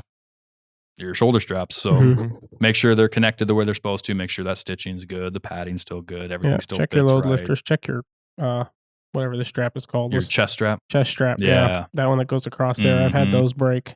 Those are actually probably been the most common ones I've had break on me, to be honest I think with you. they're just because they're so small. It's because I'm gaining weight as I get older. But Just walk farther. Right, exactly. Well, this year I'm going to shoot a moose 10 miles from the road. Why? Fitness. Because David Goggins says, who's going to carry the boats? Exactly. What about you, Chris? You do anything special with your packs? Or you just grab and go?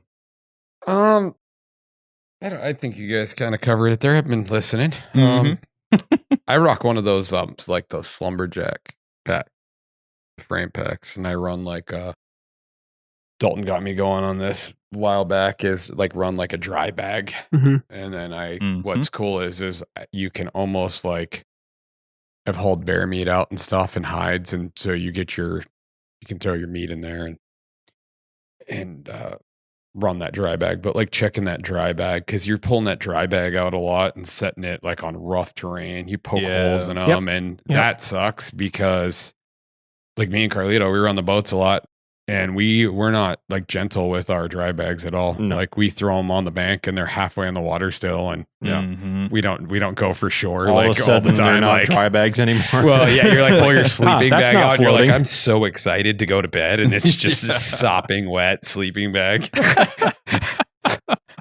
Like and bring stuff to patch those. I use like when we're way out, I'll run raft repair kits on those, and I've done that several times. I'll have like a little patch kit for like a raft, and you get like that.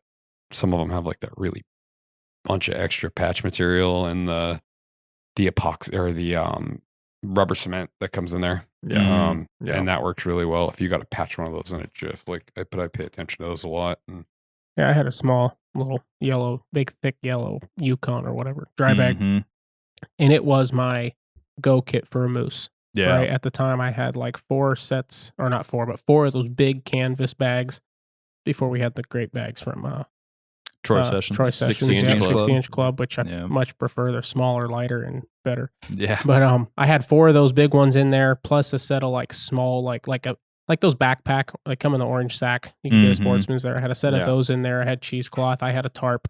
Right. It was just this, like 20-inch tall, 12 by 12, compact as I could get moose go bag that just rode with me when I was moose. It was in the truck or it was on the wheeler in camp, ready to go. Moose, right? Because you never know when you get that phone call. As it should be, yeah. And I had it like that for several years. Open it up. I had some knives in the top of it and stuff too. Yep. And didn't use it several times. It was awesome. And then one year, I was like, I needed the bag. I needed something out of it or whatever. I opened it up, and everything in there was covered in mold. Oh, no kidding. And one of the corners of the bag had just eventually rubbed. And it wasn't something visible till you went and looked for it anyway. So that bag now carries my tent stakes.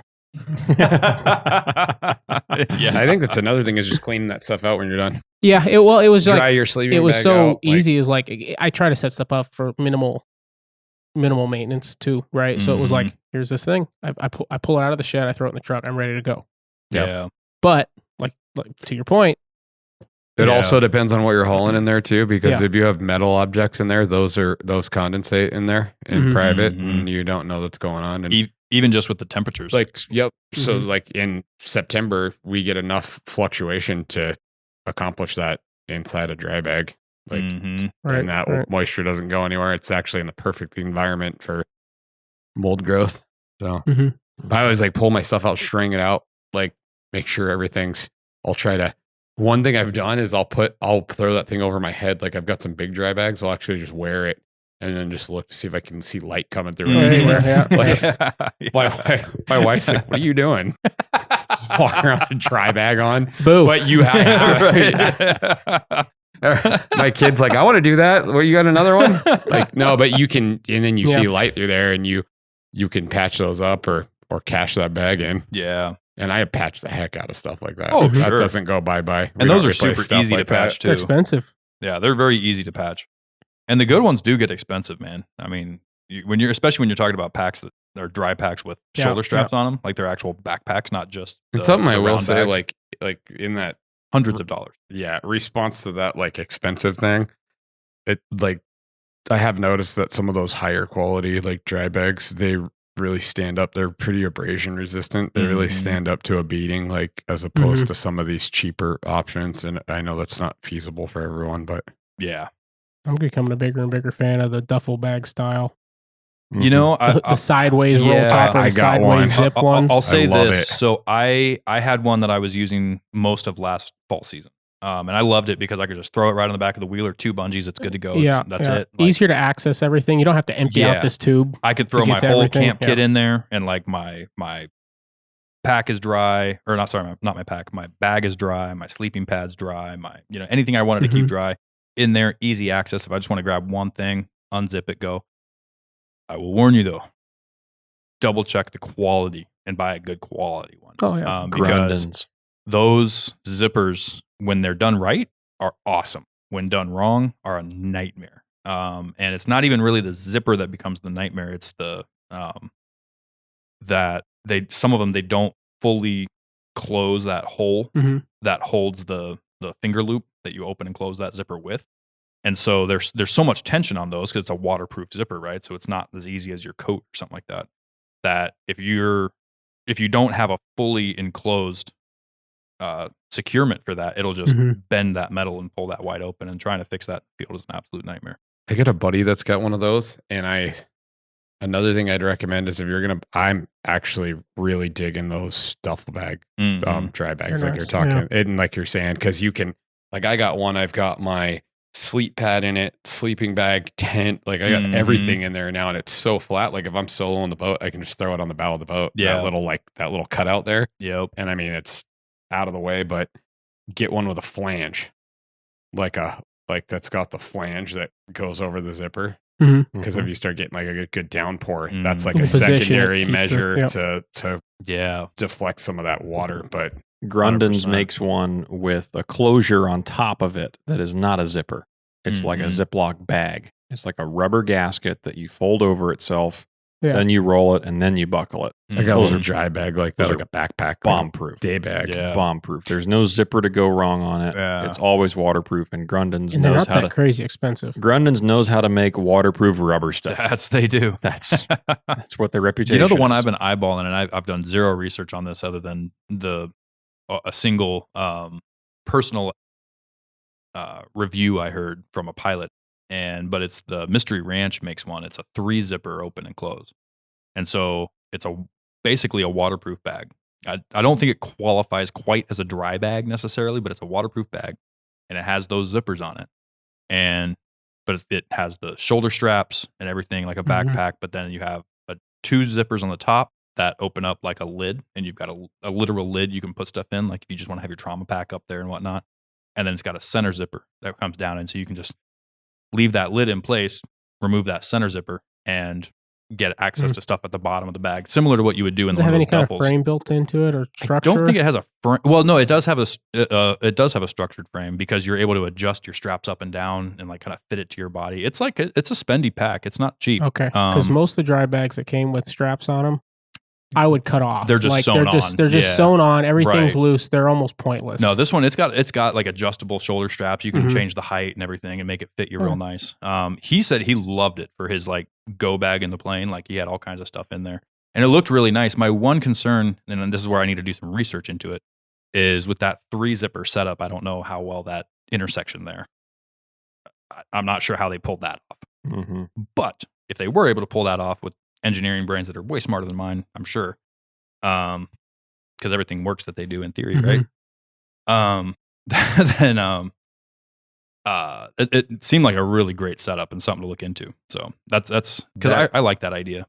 That style that you were talking about, Dalton, that's the only full thing I've ever found. Like Yeah. if you really want something Me that's too. a Mhm. genuine dry bag, that's the closing style is the style. And then zipper stuff is just like you're running on a prayer. Mhm. I've Yeah. never found anything that you could like submerge with a zipper Oh, on it. That's no. a dry So- bag or I've never used them. I've seen them in person. But Sagebrush Dry Gear Mhm. Yeah. supposedly is that.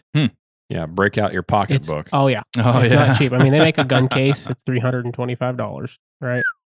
Day trip backpack, $375. Yeah. Sure dry hip pack. It's like a fanny pack, $245. Like it stuff ain't not cheap. Mhm. It's all handmade, and So anyhow, and I've seen the gear. It looks it's not light, right? It's big, thick, heavy, big old zippers with stuff that closes over the zipper. that's the after you stuff zip that it holds and up. Like It is. It's It's all Alaska made, actually. good. I got some Amazon. We got a buddy of mine and I one year we bought some Amazon dry bags. I've actually And had I some mean, they decent were- luck with those. They were gone like in Really? summer. Oh yeah, we used them for. I mean, we didn't even really try to abuse them, but they were just like falling apart. I've bought some like smaller ones for more for organization that I want in another bag. Yeah. To me, like Well, and it's nice too. You could pull those out of your main bag, throw it like if you're on like a Right. rocky beach Right. or something, and you got water Mhm. everywhere. You can Mhm. throw it. You don't need to like worry about what you're gonna do with that if you're on a Yeah. spot to set that. right, and for those small ones, like $10-15 a piece. Yeah, they're not going to last forever if they're your primary dry bag, but for like an inside your dry bag, or for an inside your pack that's not a dry bag, right? Yeah. Exactly. And Alaska Gear Company makes some good They have dry some good bags stuff too. out too. Mhm. They even make clear ones. Mhm. You can see what's inside of it. You can't see the holes when you stick your head in them, but Yeah. Yeah. Does kind of defeat the purpose of you that. can't wear it. well, they're all zipper top bags, right? Yeah. Yeah. They're- They're, they're all Gotcha. rubber sealed. Not They're roll they're- tops. You break No. out your pocketbook for those too, Oh yeah. Yeah, those are But- $150 for the clear ones and and those aren't big. $130 for the biggest one that's black. That's more than They only make That's- a large one in black, but they make a clear and up to an XL size, which is That's not a relatively terrible big, price. but they're not huge though. they're Yeah. more for organization. Is Yeah. there? Well, Yeah. they call these ones dry pods, and so Right. that they're not meant to be huge cavernous dry bags. If you want a big, good duffel style dry bag, I'm just telling you, just save your money, buy a Grundens. Yeah. $250. Yeah. Mhm. You know, I like those that's gonna strapless work. ones. Yeah. Like that don't have any strap. They have like the almost like the old like what do you call those bags? James, you'd know. The one that's like it's like your old like Just your old Military green, duffel? your issue old green, bag your you old get. green duffel. yeah, Yeah. but it's got Yeah. like the little clips on the top and you I don't know what clip you it all call that, but together. yeah, you fold it in from 4 different directions. Yeah, and and fold it all together. clips Yeah. together, and then you Yeah. just have like one handle on it, Yep. like a briefcase handle Yep. that will like a dry bag like that, and then you throw that in your frame pack and you're styling. Yeah. You got me going on that. Mhm. And what's cool too is when you have a bunch of bloody stuff. Yeah.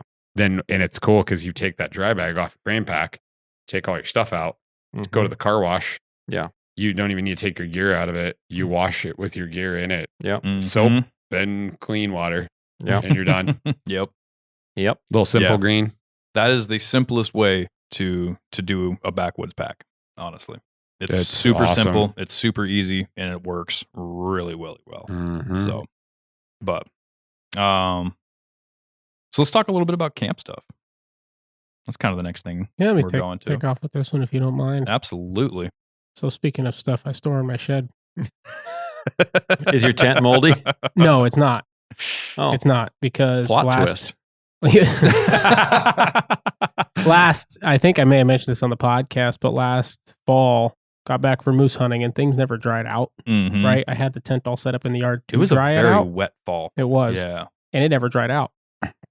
So I finally, after we got our first snow, was like, all right, because I just kept hoping. All it takes is that sunny day. You get home from work, pack it up, put it away, and we didn't get it. Not enough to dry it out, and so I finally just got home, knocked the snow off of it, and it stood back up.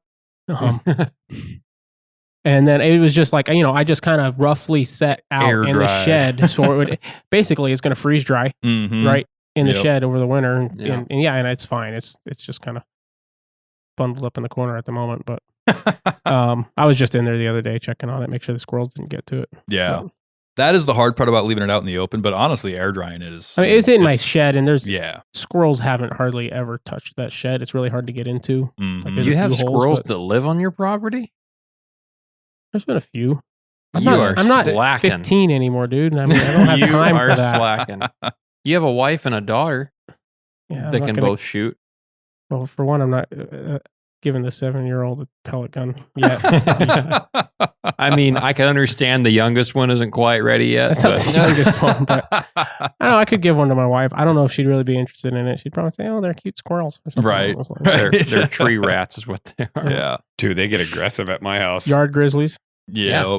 I had one climbing down the tree next to me in the stand the other night. I thought it was coming after me. Mm-hmm. I told my wife more than once. I said, "You watch. I'm bringing my slingshot in here next week. This The- thing's about to catch a 375. The first thing I'm doing is going to slingshot this little squirrel." Anyway, But yeah, no, Yeah. I mean that biggest part of making sure your tent's ready for next season is like not putting it away wet. yeah. Yeah. If How you do- how you treat it after your hunt.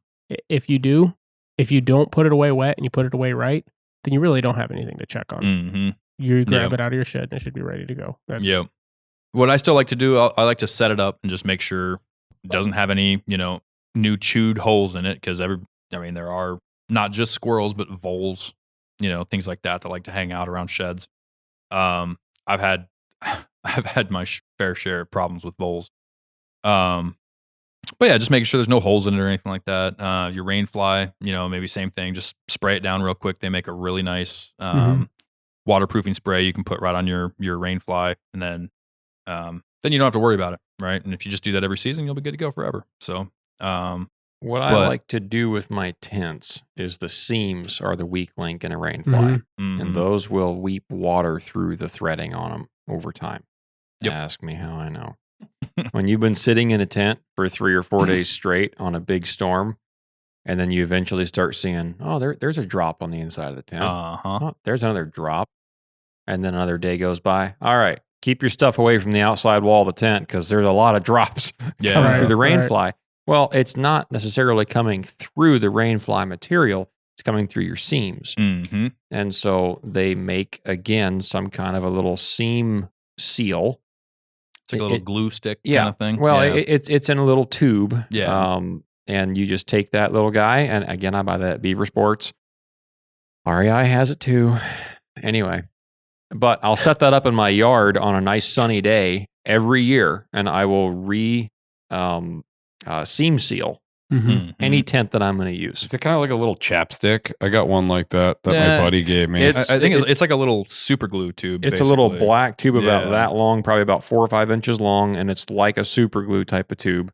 It's stiff, but it's not like a it's stiffer than a toothpaste tube, is what I would say. I gotcha. but Yeah, real not- thin nozzle on the end of it. Yeah, My Yeah. buddy gave me one for that, and it almost looks like a glue stick, like a kid's glue stick. Oh, I yeah. think it's like a type of like beeswax or something, but you just Huh. rub it on there, yeah. do it in the sun. So this stuff is like a glue, and so you put it on there. They even sell it's like a little nozzle that has a little bristle brush end that the glue will come through, and then as you're applying it, you kind of brush it on Oh, that's cool. so that it kind of brushes it into the fibers on your Mhm. seams where the threading and stitching is, because that's where your weak so it's not point just is. like topical; it's Right. actually getting in that Right, fiber. exactly. And so I seal that on there every seam on the tent, which on a tent like the Peaks TP, there's a lot of surface Yeah. area of seams on that Mhm. tent. There's a lot of different sewing patterns on it for the seams. And so I seal everything on any Well, tent that I'm going to use. And that doesn't have an independent rain fly either. That's just No, that's one single wall. single wall. Yeah. But like on my MSR 2-man tent,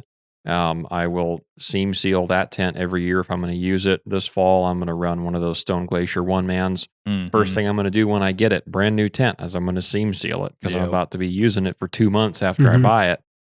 I'm going to seam seal it. And Yeah. I'm going to have that tube with me so that if while on one of my hunts, I start to get a little bit of a leak somewhere, the next sunny day I get that I'm not doing something, I'm re-seam sealing my tent. Yeah, and I started doing that too with even brand new tents. Is Yeah. any new tent I buy is it's the seam seal and then that spray on for the main fabric. I still do that. I know Huh. I know you don't really have to, but it's Yeah, it's a comfort for me I've to never just done know the that it's spray there. on for that. It's very painless. It's the same thing. You just put it on a hot day. You know what And- I've done with the spray stuff though? Mhm. This is a side tangent, but the same product is I have sprayed my neoprene scope coats with it.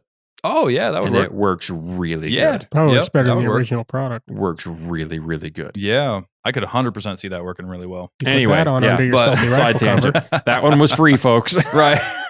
But no, so yeah, and it's just a good thing to do because Mhm. again, that's the last thing you want when you're in the backcountry or Yeah. anywhere where you're using your tent is to get wet while you're Yeah, trying to yeah. sleep. That's literally the worst thing. But as Mo pointed out, how you treat your tent at the end of the season Mhm. really dictates how easily it is to get it prepped up for the next Actually, one. what I need to do for mine is set it up, Mm-hmm. seam seal it, Yeah. and then Scotch guard it or something. Because Yeah. if you listen to a episode around moose season last year, you'll find that you'll hear about my tent. Mhm. But Yeah. it's a good tent, but it's not a high dollar product. Yeah. Right. But a little bit of added, Right. spray and whatnot can go a long Yep. ways. Yeah. Yep. Now, Chris, you told me last season some horror stories that you've heard from friends about certain kinds of tents people really like to use around here and why putting them away properly is so important. Well, and they're good tents. They're Amazing tents. But Yeah. So maintenance required. I have some buddies that they deer hunt every year. It's like a big thing they do. It's like a bunch of guys go big trip, but I don't know what happened, if it was like the cold ones or what, sidetracked everybody. Mhm. But everyone got home and they put the Arctic ovens away Mhm. and they pulled them back out again. And I think someone was digging through one of them and they were just packed with mold. Mhm. Yep. Packed with mold. Yep. And it was a fiasco.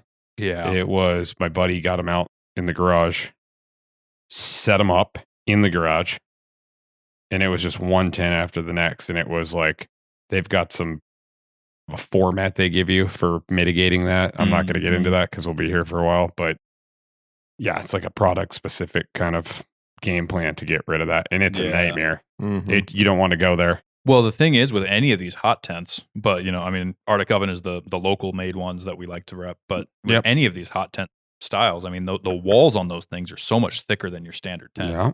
and it holds when you do get that thing saturated with moisture, any kind of moisture, it's going to hold so much longer. Yep. And so, like most, even with just your regular old tent, setting it up at the end of the season, letting it air dry out, Mhm. set a fan up inside of it, let that Well, air like just push the moisture out.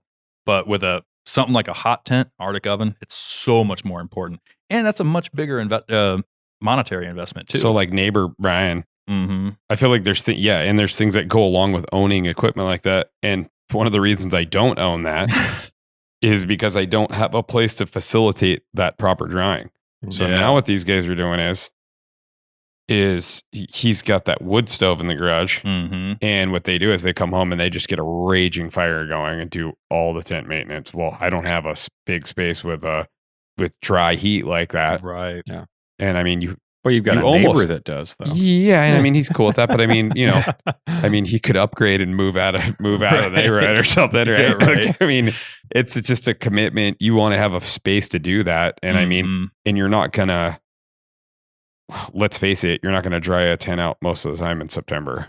Yeah, You're not always gonna have that Well, it's luxury, and a wet. tent like that. that's rain season here. Yep, and then Yeah. those guys are using them in like November, Yep. December. You're not gonna put that thing outside at that price. Mhm. Yeah. And and even with my small tents, I run a lot of like smaller tents hunting and stuff. I'll take him over there when he's got the shop cleared out and he's not projecting. I'm like, hey man, can I get a fire rolling? Mhm. Heck yeah, dude. And I'll set all my tents up in there and go through everything, make sure all the parts and pieces are there, and Yeah. that dry heat's great for that as long as you're not hammering them. I mean, I'll bet Yeah. what you could do with like an Arctic oven to dry it out if you don't have an interior space to hang it or set it up and then let it dry. I'll bet you could just put it outside, like even in November or December, if you have good weather, and start a fire. mm-hmm. Yeah. Well, Obviously, you could run the stove too. Yeah. Yeah. Just Yeah. hot box Yeah. it. just run the Yeah. wood stove with the Mhm. rain fly on it.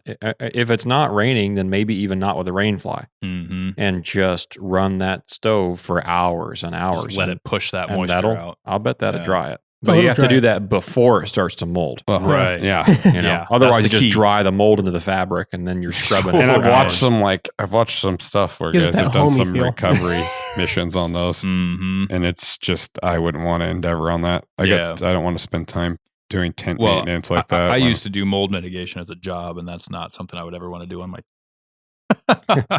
So, Yeah. but no, it's a very important thing. Is this is one of the things like your pack. You can kind of just throw it in the spare bedroom when you get home and deal with it when you get to it, as long as it's not too dirty, covered in too much blood, right? I mean, obviously if there's biohazards on it, take care of it immediately. Put it in the bathtub. Yeah. Your clothing, you can throw it in a pile and deal with it later in the winter when you're bored. It's not that big of a deal, but your tent, make sure you're keeping it up to par. Even like right now, we're Um, sleeping out, bear hunting in certain places we go where it's getting home within 24 hours isn't reasonable. And you get these nice hot days to set your tent up, Oh yeah. open everything on it. And it's good too. And like the sun does an amazing job of things, Yeah. sun bleach and stuff. And Yep. as long as you don't wear everything out with those UVs, because I mean, that'll discolor stuff. And Mhm. but Arguably, I would say, tent maintenance is obviously a huge one, but inventory and everything for your camp is probably what I would say is where I would go next with this, is just making sure you've got everything. Not only is it waterproof, not only is it mildew free and mold free, but you've experienced, Dalton, what it's like to be somewhere without your tent stakes. Tent poles. Tent poles. Yeah. One time. Make sure you've got your tent poles. Make Yep. sure you got your everything you need. But in addition to that, checking your sleeping mat, your pad, whatever kind of, whether it's an inflatable, does your inflatable pad have holes in it? Blow Yes, it it up and does. make sure it's, you need to patch that or replace it or whatever it I needs. got to buy a new one this summer. Yep. Know that before 2 days before you leave. Yeah. Your sleeping bag, has it been, properly dealt with? We talked about that in the beginning of the show. Yeah. A big one is like your stuff that you use, right? If you're planning on using like a jet boil or an MSR stove of some sort, when that canister's sitting on the shelf, there's no fuel gauge on it. Make sure you grab that thing and know it's full, or at least always buy a replacement before you go. Put it in the sink full of water. Because if you put it Yeah. in there, it will only sink down to as far as the fuel level is. Ah, Mhm. Mm-hmm. like the old farm trick, check an egg. Mm-hmm. Yeah. Yeah. And it will That's a never good actually point. burn all the fuel that's in it. No, Yeah. yeah. So if you have No a little bit in the canister bottom, you will. shake and go, oh, there's fuel in there. Right. This year, I had a weird issue this spring with butane fuel. Actually, I was running the MSR reactor stove, which Mhm. I love. I have no problems with the stove at all.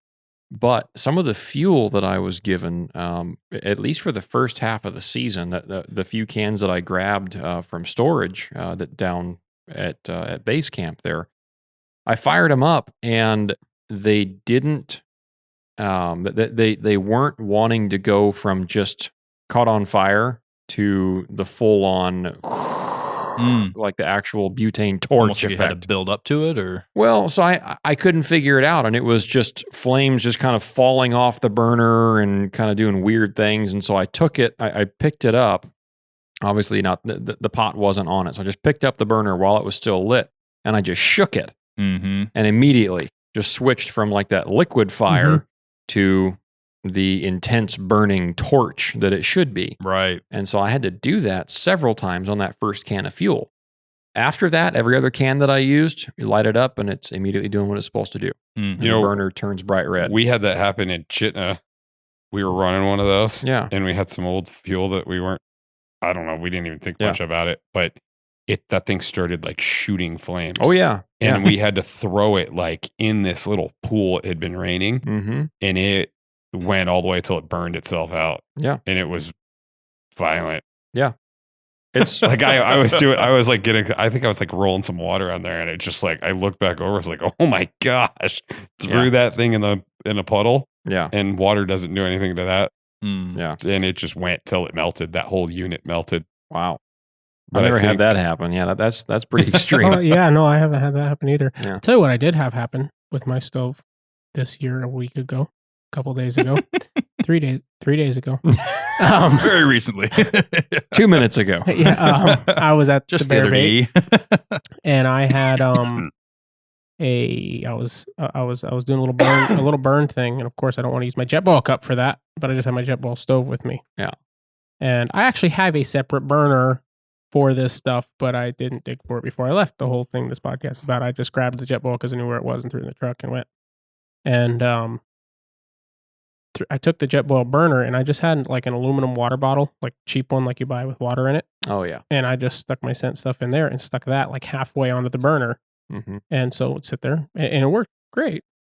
until I went to put the burner back in the cup. And that water bottle had actually translated the heat over to the side of the burner and melted the plastic. Mm-hmm. You know, this is an old burner. This thing's been used. Right. You know, I think it was my dad's. Right. It's an old original Jetboil burner. You know why that is? Because regular Jetboil doesn't transfer the heat sideways; it transfers it up. Exactly. And It's not meant to have the heat exposed like that directly. For that long. Right. Directly on top of it. It's supposed to Right. be up elevated, right? Yeah. And anyway, so don't do that. I did just kind of like dump it a little bit, and it popped back in there, and I'm sure it'll come back out, and I'll carve that melted plastic off, and it'll last many more seasons. But Oh boy, yeah, it's funny. But yeah, avoid any of these conundrums. Make sure you've got good fuel, the appropriate fuel for the appropriate stove. Yeah. And yeah, you don't want to count on having 20 boils out there or whatever the A however lot. they rate it, right? A lot. And then have 2. Yeah. So, I think another good one is put that stuff inside in the winter. oh yeah. Like Yeah. I've always, Hmm. I got in the bad habit of leaving that stuff out. I'm like, oh, I'm not going to use this for 6 months. And Mm-hmm. it's cold is brutal on seals and fuel and Yeah. all kinds Mhm. of stuff, gas and All those little fuel lines in there, and yeah. even like your canisters. I always bring Oh, that yeah, stuff yeah. in, like I put it in a little Yep, tote yep. and stash it like under the Yep. steps. All that 'cause stuff I- stays inside. I had a whole bunch of those cans that I bought used. They were old, and I thought, well, these things can't go bad. But I don't know what it was about them. They did not burn well. Yeah. They're Mhm. pain, they were always a pain. Like they the same thing. You like shake it to get it like, and it's Yep. like it's full. Why? Mm-hmm. And I'm sure that's Now- why they were 50 cents a piece at a garage sale. But If it's cold out, somebody came up, yeah. Yeah. wasn't you? yeah, If it's cold out, like in the fall when I'm out hunting and I'm using a Jetboil type of stove, Uh-huh. and I just say Jetboil just like we say yeah, pickup truck. It's Yeah. not brand specific when I say Jetboil. I use MSR Like skill stoves. saw. Yeah, Yeah. yeah, exactly. I use 2 different kinds of MSR stoves now, have been for a while. But although the MSR stoves do better in the cold, butane fuel only does so well in the cold. Mm-hmm. And the fuel ends up being your weak link if you're using a high quality stove. Yep. And so I put my butane canisters in my sleeping bag Oh, there you go. when I'm sleeping at That's a night. good That idea. way in the morning, they're warm. I'm sure, especially with the smaller ones, it's Yeah. like just like propane. Yeah. And It I've only got, works if you have volume in the cold. right. I've got plenty of room in my bag for Uh-huh. it. So I just stuff them in my sleeping bag. We've had that Mhm. stuff like ice up during moose season Mm-hmm. where you just don't, Yep. it just doesn't work. Depending, like you start getting those really cold. Yep. We had one go like that where it was like there was ice in the jet and the Yep. jet boils didn't work, and we're like, "Well, should we really even be out here right now? Maybe this is a sign. Maybe that we should call it. Just go. Just go, please. Just go. Just go. Yeah. So you like that reactor stove? I love it. Oh, man. How is it in And weight versus the wind burner? it's not that much heavier. It's a lot more space to take up. Okay. But Did you here's- have the regular 1 liter or the bigger one? I have the bigger one, I think. There's 3 sizes: a 1, 1.7, and 2.5. I might only have the one then. Okay. But I can cook enough water. Yeah. I can boil enough water at one time to make 4 mountain houses. You probably have Nice. the 2.5 then, It's or the awesome. 1.7. That's a lot more important when Is it you like need that to make 4 That mountain super houses. big cup. It's not super big. I don't think it's 1.7. Well, it ain't. I mean, they say they specifically say that the 2.5 makes enough for 5 mountain house meal or 5 freeze dry meals. Yeah, that's if you follow the directions in Yeah, the I guess package of that's- how much Yeah. water you put in Never there. put more than 1 I don't cup in there. I It don't doesn't like to need have it. spaghetti soup in my mountain Right. house.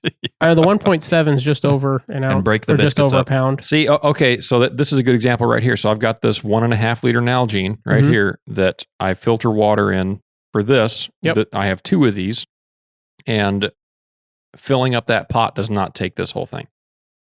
The pot won't take the whole thing. No, and this is 1.5. Okay, well then you must have the 1. Yeah, Which and is- that's enough to make 4 mountain house meals. Which, if you're putting the appropriate amount of water in there, not what they call for on the Yeah. back of the bag, then It's that all probably is eyeballing plenty. it. Yeah, It's all Yeah. eyeball. Just like Yep. mixing concrete. exactly. it's exactly like mixing concrete. We should do an episode on that one of these times. Like, I think was it you and me? Mixing Was concrete? it you and me, James, that we were talking about having like a doing a little breakdown on like how much, like a little review on like I was, freeze well, dry. it was last stuff year and, out like, of moose season. like I was how much like- water you really should Yeah. put in these things. I was curious because I've always just eyeballed it, right? Oh, yeah. And I was like, I wonder what happens if you do put, a cup and a half of It's water soup. in this thing. Mhm. Yeah, It's soup. it was soup. It's and it was disgusting. the Yeah. worst thing in the world. Yeah. Like Teriyaki chicken and- shake. Yeah. The worst is like the breakfast omelets when it's just like literally like just egg chunks. Oh yeah, Like, dude. just in I think you water. and I did that. Yeah, and that's it the was just worst. so Just nasty. looks like straight. This is the worst. Like, oh man, it was I so would really bad. like to emulate a normal breakfast right now. I know. But The key is you Yeah. put in just enough water to where it comes up to the top of the food level. Stop, stir it, Mhm. close it, let it sit for a minute, open back up, and then add however much I more was you going to need. say you can always add more later. Yep, Yeah. exactly. You Now, gotta really some of tend to them, those. some of them on like the chicken noodle soup, Mm. I will add more water Yeah, because having a chicken noodle soup broth is 'Cause nice. It's a soup, But it's again- supposed to be a soup. Nobody likes Italian spaghetti soup. Exactly. That's nasty. You're drinking a red shake at the bottom of marinara sauce. Exactly. Or, Nasty. the, I think I was or like- the my favorite, the biscuits Biscuits and gravy. Yeah. Biscuits and gravy soup is not good. No. Dude, No. you know what's no. awesome is you take like what are those? Still got to be better than the beef. We stew out of take an those MRE. Believe it or not, I've had both. And no, I take the beef stew. Really? Yeah. Wait, you take some of what's those like better? smoked brats and put them in the biscuits and gravy Mountain House. Oh, yeah. Mhm. dude. Oh, yeah. Like pan fry those in the morning and it just like Mhm. kicks Reindeer that up. sausages. Dude, anything like that. Yeah. Any kind of meat to add to those. Dude, I'm digging when we had Tyrell on and he was talking about the pre-cooked bacon. Mm-hmm. Oh, Mhm. dude, I'm doing that. You can buy that by the can, Yep. Oh, can no. buy- I What? need canned You can bacon. buy cans of bacon. Yeah, No. cans of pre-cooked This is bacon. not the 50s. Whatever, dude. It's don't know. light, and I don't can- got to spend it's fuel not I to like can cook that it. make my expensive, own yeah. bacon and it's lighter than a can. But you don't have to carry extra fuel to cook your bacon. It's already cooked. You throw it in the Mountain House. Oh, you're talking I about wouldn't pre-making like you that. take That wouldn't pre-making it at home. You take pre-made bacon at the home, And then crispy the way you like vac it. seal and- it. Yeah, just throw it in a Ziploc. yeah, but it's Well, I not going guess- to keep as long. Like, is that stuff in a If package? you're there for 4 days. Yeah. oh yeah, well yeah. Like- Well, we're not all there for 4 days, but yes. Well, I was just gonna say, like depending on how long you're out there, sure, vacuum seal it, but like you don't need it to last 6 months. Yeah, my mind was thinking, okay, through the course of a 6-week season, by the time I get to week 6, my bacon is moldy. Yeah, and you're guiding though. I'm going out for like 10 days, 2 I weeks. suppose that's like- true. Yeah. dude, you can almost like eat like you're at home, like in moose camp. You really Oh, can. yeah. Like if Yeah. you're not being lazy about it, you could really throw down like. Oh, and people do, dude. Oh, yeah. Like, yeah. It's Yeah. Oh yeah. my, yeah. Like I Moose had a season buddy is one always year. my vacation of guide season. I had a buddy Just- one year. He had like prime rib and like he was Oh, yeah. throwing steaks down, like big cubes of butter. I'm Mhm. like, where's all this stuff coming from? Yeah. Like 100-pound cooler. He's like, I'm dude. bringing a little zip cooler this year on my moose hunt that I'm guiding in September. And I am bringing bacon. I'm bringing steaks. Mhm. Oh, yeah. This client doesn't even know what he's getting yet. Yeah. He's No. I'm going to be his best friend. don't burn Yeah. don't burn his bacon. You gonna bring Pop Tarts to fry? I always have Pop-Tarts. Do you fry them? Or put butter on it and brown it? Yeah, I put butter on them and Have brown you ever them, put yeah. butter on a Pop Tart? It's so good. Uh-huh. Got that one in there. I see sleeping pad on the list here. Yep, we talked about that a little bit. You can Yeah. go into more detail if you want. Bring a little patch kit for that too. Yeah, same as your rain gear. Yeah. Yep. They most of the time when you buy a good pad nowadays, they'll come with like a little patch repair kit in there. Mm-hmm. But make sure that the glue doesn't get hard on you after Yeah. 2 or 3 years, and it won't, I should I would check say I've that won't got come out. that- out of the little tube anymore. I was gonna say I've got that whatever the Neo Air X-Therm one. okay. Yeah. And Yeah. that did come with a patch kit, Yeah. but and I've still got it in the case with Yeah. it. No, well, the bag I should say, but My Thermarest finally is starting to leak a little bit. Is it? It's not Yeah. chronic, but I can't find the hole, hmm and I really need that pad. To I was stay pretty inflated. impressed with mine, honestly, Yeah. because I it think- held up to a lot of less than perfect sleeping situations. I think I've had that same pad for like 5 or 6 years. Dude, Really? I got Yeah. the same one, And it's so awesome. awesome. and they're so warm too. It's That's the cool highest thing. rated insulated one they make. Do you have the Mhm. wide one? Yeah. Like, I've got the dude. square one, not the contoured body cut one that's Mhm. tapered on the bottom. Yeah, that's what I got. I got Yeah. the square one, and it's Yep. like extra wide. It's so Yeah. nice, dude. Yep. Those things are so. And it's like 7.4 R value. hmm that makes a huge difference. Yeah, it's like a bed in the woods. Yeah. I've taken It's that like when we're 3 like inches bear wide. baiting and I won't even pull my sleeping bag out. I'll just go to bed on that. Oh yeah. My clothes on. When I'm bear baiting, I bring my little cot and I sleep in that thing. Mm-hmm. It's like 6 inches off the ground. Mm-hmm. Pop that sucker together, and then put the little foamy thermarest on it, so you don't even have to blow it up. Just At glamping. 6:00 in the morning in my 6-man tent. Oh yeah, I'm glamping. You know the thing Just I like put all about your, those just two? have storage underneath. The thing I like Oh, about yeah. those cots too is they're affordable. Yeah. and I fit on one like comfortably. Yeah, they're awesome. like they're like as tall as I And am. you Like can you always set expect to one have your up. feet hanging off the end. Not the case. You can Like, set one up in under 15 minutes, Mhm. unlike some Oh, of the sure. Helinox ones. Oh, You yeah, know, well, some the of Helinox those- ones are Yeah, 25 pieces, 20 yeah, pieces. and they're 4 times the price. yeah. Now that they are lighter, but they're extremely hard to By set what, a up. half pound, full No, pound? some of them are pretty light. They've got that one that's 2.5 pounds I was looking into, but it's so Yeah. small. It's like Yeah. if you're 6 foot tall, you're too tall for it. I think the ones I've got that we bought on Amazon, believe it or not, Mm-hmm. I That's think the best they're place to buy them. 4.5 pounds. Not even. They're Which like is- 4.1, 4.2. It's not bad. Yeah, And I'm not carrying it in my backpack, right. but if I'm flying in somewhere and I'm staying the same place to camp, I'm bringing it. What I'm getting at is the Helinox that's comparable in size to that one. Yeah. Is like 3.5 pounds. Oh, really? Yeah, the one that's 2.5 pounds is tiny. It's itty bitty. Yeah. Like because I was looking into that, I was like, well, obviously it's more expensive. It's lighter. You Yeah. know, and I was looking at all the different cots and everything. It's tiny. Like, Huh. It's a real. Small What's one. what's the best one to buy for that? The one like he's having got. enough room the one he's got? Yeah. and like Honestly. you can fit on it. Yeah, Oh, it's yeah. it's the That's Mission awesome. Mountain. Yeah. Mission Mountain. It's like $80, and it's You gotta send me a it's- link to that because I've been Yeah, wanting. they're one. on Amazon. They're literally like 85, 90 I bucks. told Carl, I was like, "Hey, dude, I'm bringing a cot." He's like, "You're not putting a cot in this boat."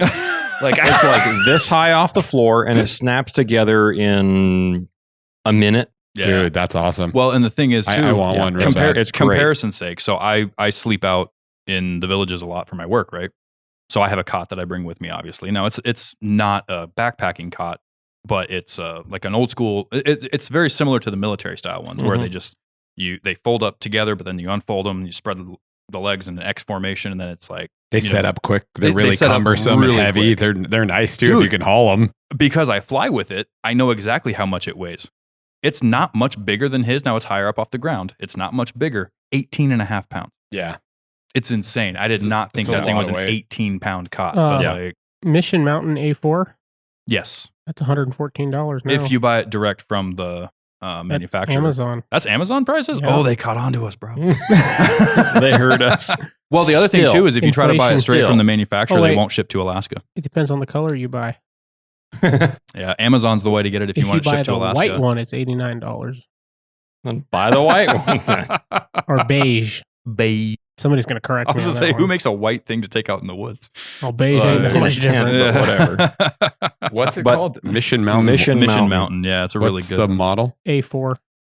Yeah, Yeah, they are worth their weight in gold as far as I'm concerned. Mhm. If you have the ability to bring it and you're not packing it around, then bring it. boat and wheeler, absolutely. Dude, Like I But- said, even when I'm flying out in a Super Cup, Yeah, if I'm staying in the same spot for the whole hunt, like a moose hunt, yeah. I'm bringing the cot. Well, and just why wouldn't you? It's like Yeah. so much better quality of sleep. Yeah. And like, dude, you need know. rest when you're like. Yeah. I remember when I was like younger and roughing it, hunting and stuff. Just wake up, you're just like, just trying to shrug your bad night's sleep off. You Too stretch old and for you- that. Oh, cramp. Yeah. When you get to the age where you wake up and hurt yourself. There's something to be said for like waking up in a nice warm tent. Oh, and I'm there. absolutely. Like the roughing it days. That's I got the other nothing to thing prove. too, is in that Peaks TP that I've been running now, having a cot to get you that much farther off the floor Mm. is Oh, yeah. That's floorless, exponentially right? warming. I would say when you got that stove going, I bet Exponentially warmer. That's Yeah. floorless, correct? I have a floor for it too. Okay, cool. Mm-hmm. Yep. You can use it with or without the floor. Yeah. Do you prefer it with the floor? Haven't done much with the floor, Yeah, but okay. I mean, there are situations where I Yeah. will use it. Yeah. Imagine up here. I mean, I can understand a lot of the stuff guys are doing stateside. It makes a lot of sense. I mean, we've talked with Brian on this podcast Mhm. about that. Yeah. The floorless makes sense. Up here, there's so many things. Mhm. Well, so the floor with Never having been in a floorless tent. the Yeah. floor with it only adds like 9.8 ounces or something like that. It's Yeah. not a lot. It's Like- almost no Yeah, weight. it's not. Yeah. I know it's not a lot, and it doesn't yeah. cover the whole floor either. There's like a spot you can unzip for the Well, stove. and I'm everything like aware that. of what it looks like. Yeah, Yeah, yeah. I just think about it. It's like, man, I just feel like I wouldn't want to buy that without the floor. I used I'm it with ya. last fall in September, guiding the moose hunt without the floor. I didn't have the floor yet, Mm-hmm. and I wish that I had a floor on that particular hunt because Mm. it's river bar type of country, Right. silty, sandy, muddy. Yeah. Right. And just climbing in there, I had all my gear on one side and my cot on the other. The client was in a Cabela's 4-man tent, so we each Mhm. had our own little space, which is great. Mm-hmm. That way he can spread all his stuff out and dry it out, and I can dry all my stuff out, and then some of his because I had the stove in mind that I would run to Mhm. dry gear out with when we needed it to. But having all of my gear on one side, I spread out a little tarp that I was Mhm. that I brought with my camp stuff just to use as a gear storage on the one side because I didn't want all my dry bags of stuff and my pack and everything else that was sitting in the tent was just going to be sitting in the dirt. Yeah. Right. I mean, it's one thing to sleep on the ground and you've got a little ground cloth and then Yeah. your pad and then your bag. That's not a big deal to me. Right. But when you've got all your gear in there and you're living in the same spot for 2 weeks, it's Mhm. awfully nice to have some kind of a barrier between you and all the dirt. That- I was going to say one thing I like about their floor design, and this is honestly a big reason I've been looking at getting the same one, is because the way you unzip that segment of floor for the stove, Mhm. it makes a real nice, like, mud room almost at the beginning of the tent, like Yeah. right inside the door. Yeah. You step inside, you're still on the dirt, you're still on. You can put your butt on the take- floor.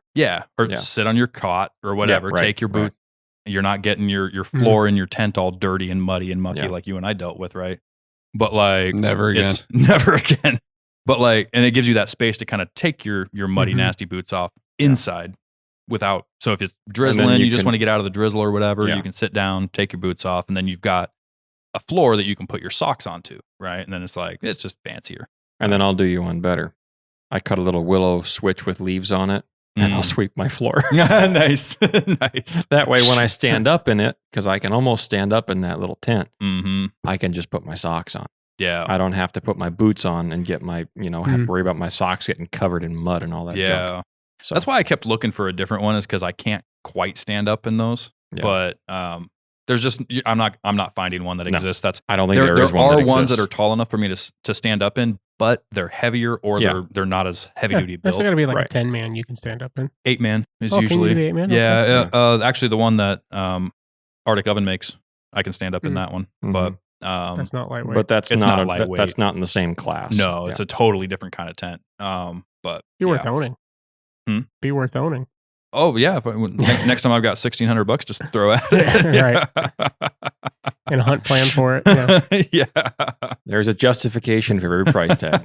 there is. There is. It's very quality stuff. You might but justify the more hunts if you had the thing to sleep in, well, baby, I already bought it. I got to use it. Right. Like- Right. Forgiveness is easier than permission. Go use it in the yard. You're Quick staying here. side tangent. At the beginning, I mentioned something that I do want to plug here as far as spring gear goes, because Mhm. I told you I tried a new set of rain gear. Yeah. So last winter, I warrantied my original set of KUIU Yukon rain gear, Mhm. and I got the new stuff. And it's good. It's waterproof, and I like it, and it fits really, really well. Mhm. The new hood design with the elevated cuff around your neck comes up higher, and you can zip up that cuff without having to pull the hood up, and Mhm. it still has like a circular ruff around your neck. That's awesome. I like a lot of things about it. The fabric is better. The Cordura patches on the forearms, underneath your elbows, and then on your knees and on your butt are great. But the internal rubber cuffs on your sleeves, where your wrists go through those gussets, Mhm. are snug. Remington got the same set, and I think Remy only wore his for like a week before he tore one of the cuffs out Oh, really? because it's so tight putting your hand through it and then back out. Ah, If you have bigger hands or if they're already wet and you're in a Right. hurry and you just push that hand through that rubber gusset, it'll split it Gotcha. at the seam. So every time I put it on and off, I was very careful to hold my hand together and make it as skinny as possible and then go real slow through that rubber gusset Gotcha. at the end of the sleeve there. So it still seals up even if that rubber tears because it still has an external Velcro seal on it, Mhm. but Something to consider. something to keep in mind. Yeah. For sure. those, buyer beware type of a deal, it's a great garment. I like it a lot. Mm. Fits like, nice. Like I keeps the said, water out. it's a waterproof jacket and Mhm. pant combination, and I like it. Mhm. Big fan. But I wish that there was adjustability on the cuffs like Yeah, the that old would suck. model was. Yeah. That would be even a nice, like the Sitka Stormfront is the same style of those rubber cuffs as the Yukon used to be, and I think And you tore one of those too, didn't you? I tore it on something. Okay, I just yeah. caught it on something. I Gotcha. didn't even tear it all the way through. I remember but- you patching it once. But Yeah, I did. I was very upset. Anyway, but yeah, that's my little 2 cents after using it for a season, because that's the only rain gear that I wore all season as far as breathables go. Mhm. And I wore that jacket even when I was wearing those rubber bibs. Mhm. So it's waterproof, but Good to know. beware of the cuffs. You know how we have we're working on a Moe's Gripe session. Are we? We should make a Dalton's random reviews Yeah. section. Yeah. I feel like we all kind of do that. we do. We do. I've got a bunch more stuff We that all I'll have gripe, reviews too, on here but- real soon. I know, but I get to gripe about you gripe. I Speaking haven't of- griped I'm yet just this kidding. Speaking podcast. of, Mariah, how was food truck season? I wasn't there for it, so Yeah, didn't The- drive the- through the- North Pole at the wrong time. So the it didn't best is affect yet me. to come. So Yeah, it's not 4th of July yet. all right, let's take a break real quick, Mo. Hammer Bullets produces what we at the Northern Hunter consider to be the most premium and best working monolithic bullets on the market today. These bullets are easy to load, extremely accurate, and best of all, they're always in stock and ready to ship. The guys at Hammer designed them so that after penetrating the hide of an animal, it sheds its petals, initiating a massive energy dump while retaining the rear shank for maximum penetration. These bullets are built with 100% focus on how they perform on game, and their proprietary designs produce great BCs with specialized pressure grooves for amazing inherent accuracy and speed. They have a minimum expansion velocity of 1,800 feet per second, which allows for long-range shots, but with no maximum velocity, making them perfect for every cartridge from your granddaddy's old 30-30 to the high-velocity round like the Weatherby 30-378 without having to worry about your bullet failing. To view their expansive selection and find the perfect match for your hunting needs, go to hammerbullets.com and use discount code The Northern Hunter to drop the hammer on your next adventure.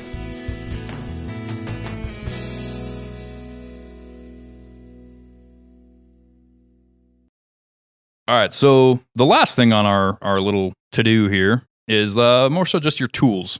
Both what are you taking your animal with and what are you using to get out there. So I'll say for rifles and bow setup, you definitely want to check a few things before you go out in the field for the season, but arguably speaking, it's not going to be anywhere near as extensive as what we've just talked about here. Mm-hmm. Typically when you get back from the field the season prior, you're cleaning your rifle, you're putting it away, or you're using it throughout the winter just to go shoot at the range. You're doing your maintenance on it there.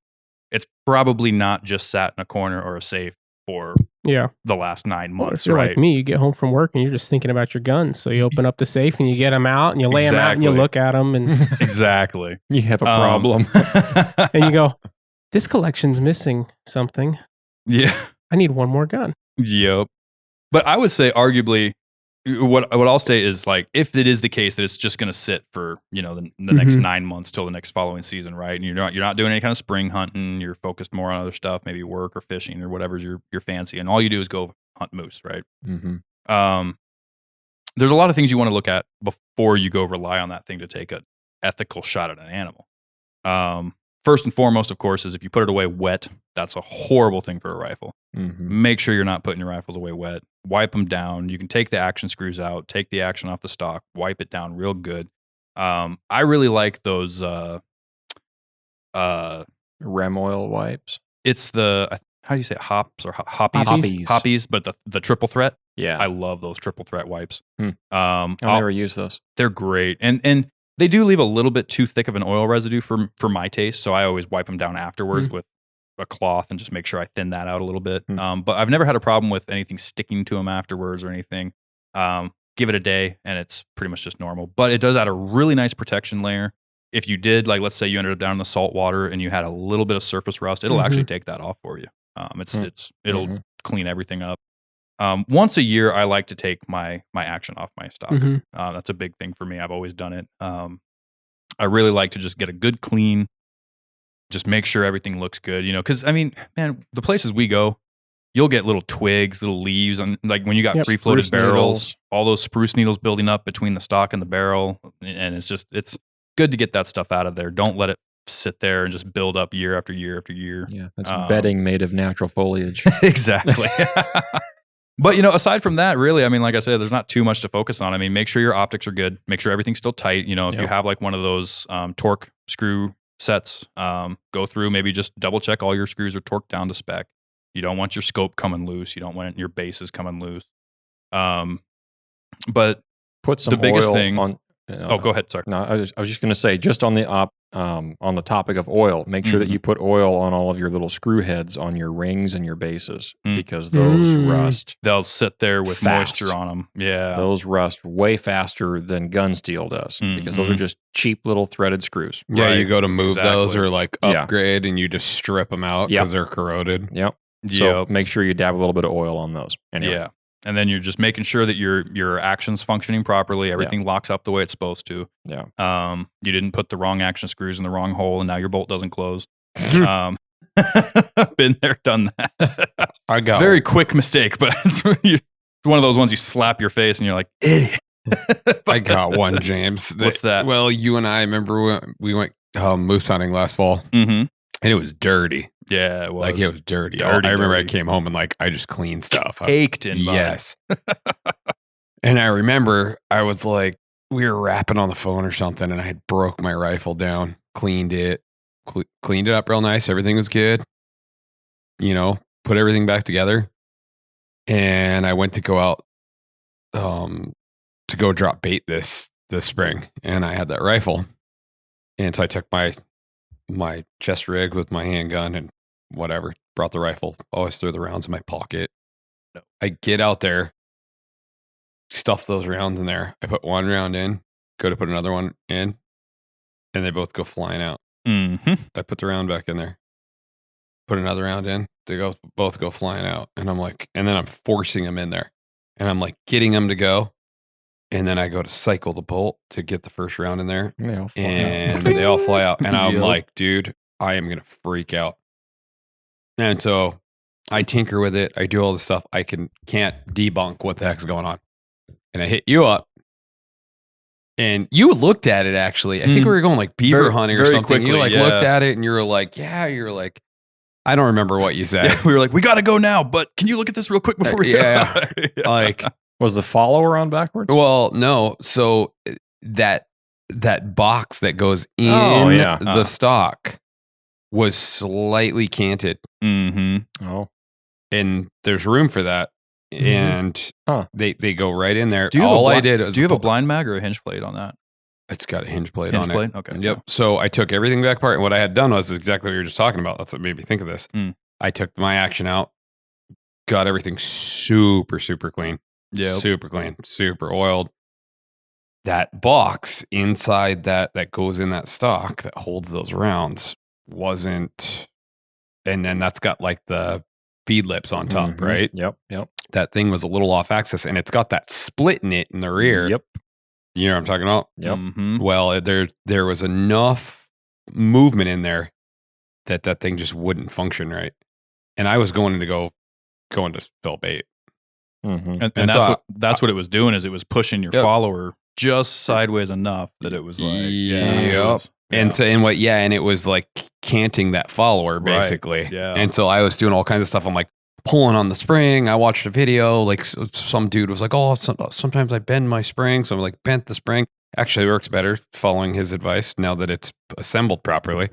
That wasn't my issue, but that was a good add-on. But the box wasn't in like upside down. Or No, it anything, wasn't. was No, and you can't run that one upside down. It won't. You can't even feed it. Yeah. You can't even load it if Yeah. it's upside down. But it has that.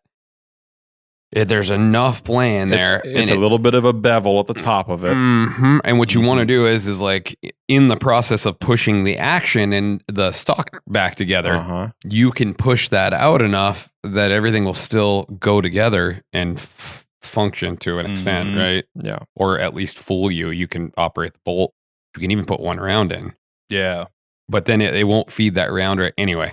So I pulled that all back apart. I watched a video on it. It's pretty common. Yeah. Pulled it back apart, put it back together, and it was like done deal. But if you're going on a hunting trip and you don't have tools, Right. or and what I ended up doing is I pulled the bolt on that thing, threw it in my pocket, and threw that thing under the seat and walked in with my handgun. which Mhm. is like, I'm really not into that. Right. But Yeah. I'm like, I'm not going in. So The thing with those 700 actions is on the bottom of them when you're putting that box mag in there is there's actually there's a little indentation around the base of the action right at the bottom. And when you're fitting it in there, you'll feel it just kind of click into that a little bit. It's not like a click, like Mhm. don't expect a click, but you'll just feel Yep, like it goes yep. over a little metal lip. like you can And- tell it's home. yeah, and then that's home. And, Uh-huh. but the action will screw in if it's outside of that little home. Mhm. And that's the problem you had exactly. Yep. Yeah. And I've seen where guys get like that follower or will get caught too, Mhm. Mhm. or it doesn't have any resistance. So it does the whole like, Yeah. but And a anyway. lot of this too, if all you're doing is you're going out on a moose hunt and then you come home and you run a boar snake through it or some oil and stuff like that, and you think you I cleaned my barrel, I cleaned my my bolt off and everything looks nice and shiny. Oh, throw it away in the safe or in the corner or wherever and see you next moose season. Yep. Right. Then you wouldn't know about that. well, I Like didn't. that's that's just it. Is like, and so Think if that was function- only my moose hunting rifle and we went moose hunting again Exactly, this year yeah. and I bring that thing out And in you- that condition and with you didn't no find that out tools. till you were in the boat or anything like that. Yeah. I mean, you could single feed that, which sometimes that's all it takes, but like a follow up shot or you're getting off the boat and you hit the bow and a grizzly bear is charging you or something, which Yep. I had a buddy that had that happen. I mean, you want to have some firepower at your hands, yeah. fingertips there, but Yeah, you do. it's just frustrating stuff. Anyway, Yeah. But no, yeah, all of that stuff, making sure it's clean, function checking it, making sure you can load all your rounds in the mag, Mhm. they feed correctly. Because Mhm. even if you do, let's say you have a 4 down, if you're able to put 4 in the mag, doesn't mean they'll all feed correctly. yeah, So double check that real, while you're at the range one day, aim it down range, just cycle all your rounds as fast as you can. Make sure they all feed correctly. Any of those issues you want to know about well ahead of time. Honestly, that's something you should be doing well before July, even if you're not bear hunting. There is a little tip here to be had that Mhm. nobody has any excuse not to have these tools on probably 90% of the hunts that are done up here. And that is to bring a little archer's Allen wrench with you Mhm. and a little, the exact same type of folding wrench, but in Torx bits. Mhm. And bring those with you. Yep. They don't weigh enough not to bring them. I always have the little Allen wrench set in the side pocket of my bino harness. I was say that one that comes with all your scope rings. No, this is That's the like a little kit. This is the little Oh, you're yellow talking about the one, little yellow kit. the little Okay, yellow yeah. one with all the folding different sizes on them. Mm-hmm. And then I have the Torx one as well that I bring on the hunts where I have more weight to spare. Gotcha. If I'm backpacking, then I'll only bring the Allen set, and then I'll have a single Torx that fits whatever on my gun takes Torx. Mm-hmm. Because if you got to take your scope off, or you got to loosen your dial turret for some reason, or you've got to take your stock off to mess with your magazine having problems, Mhm. Or you tighten your action yeah, screws. or, yeah, Things like tighten your that. action screws. Yeah. You go, hey, that thing looks loose. Mm-hmm.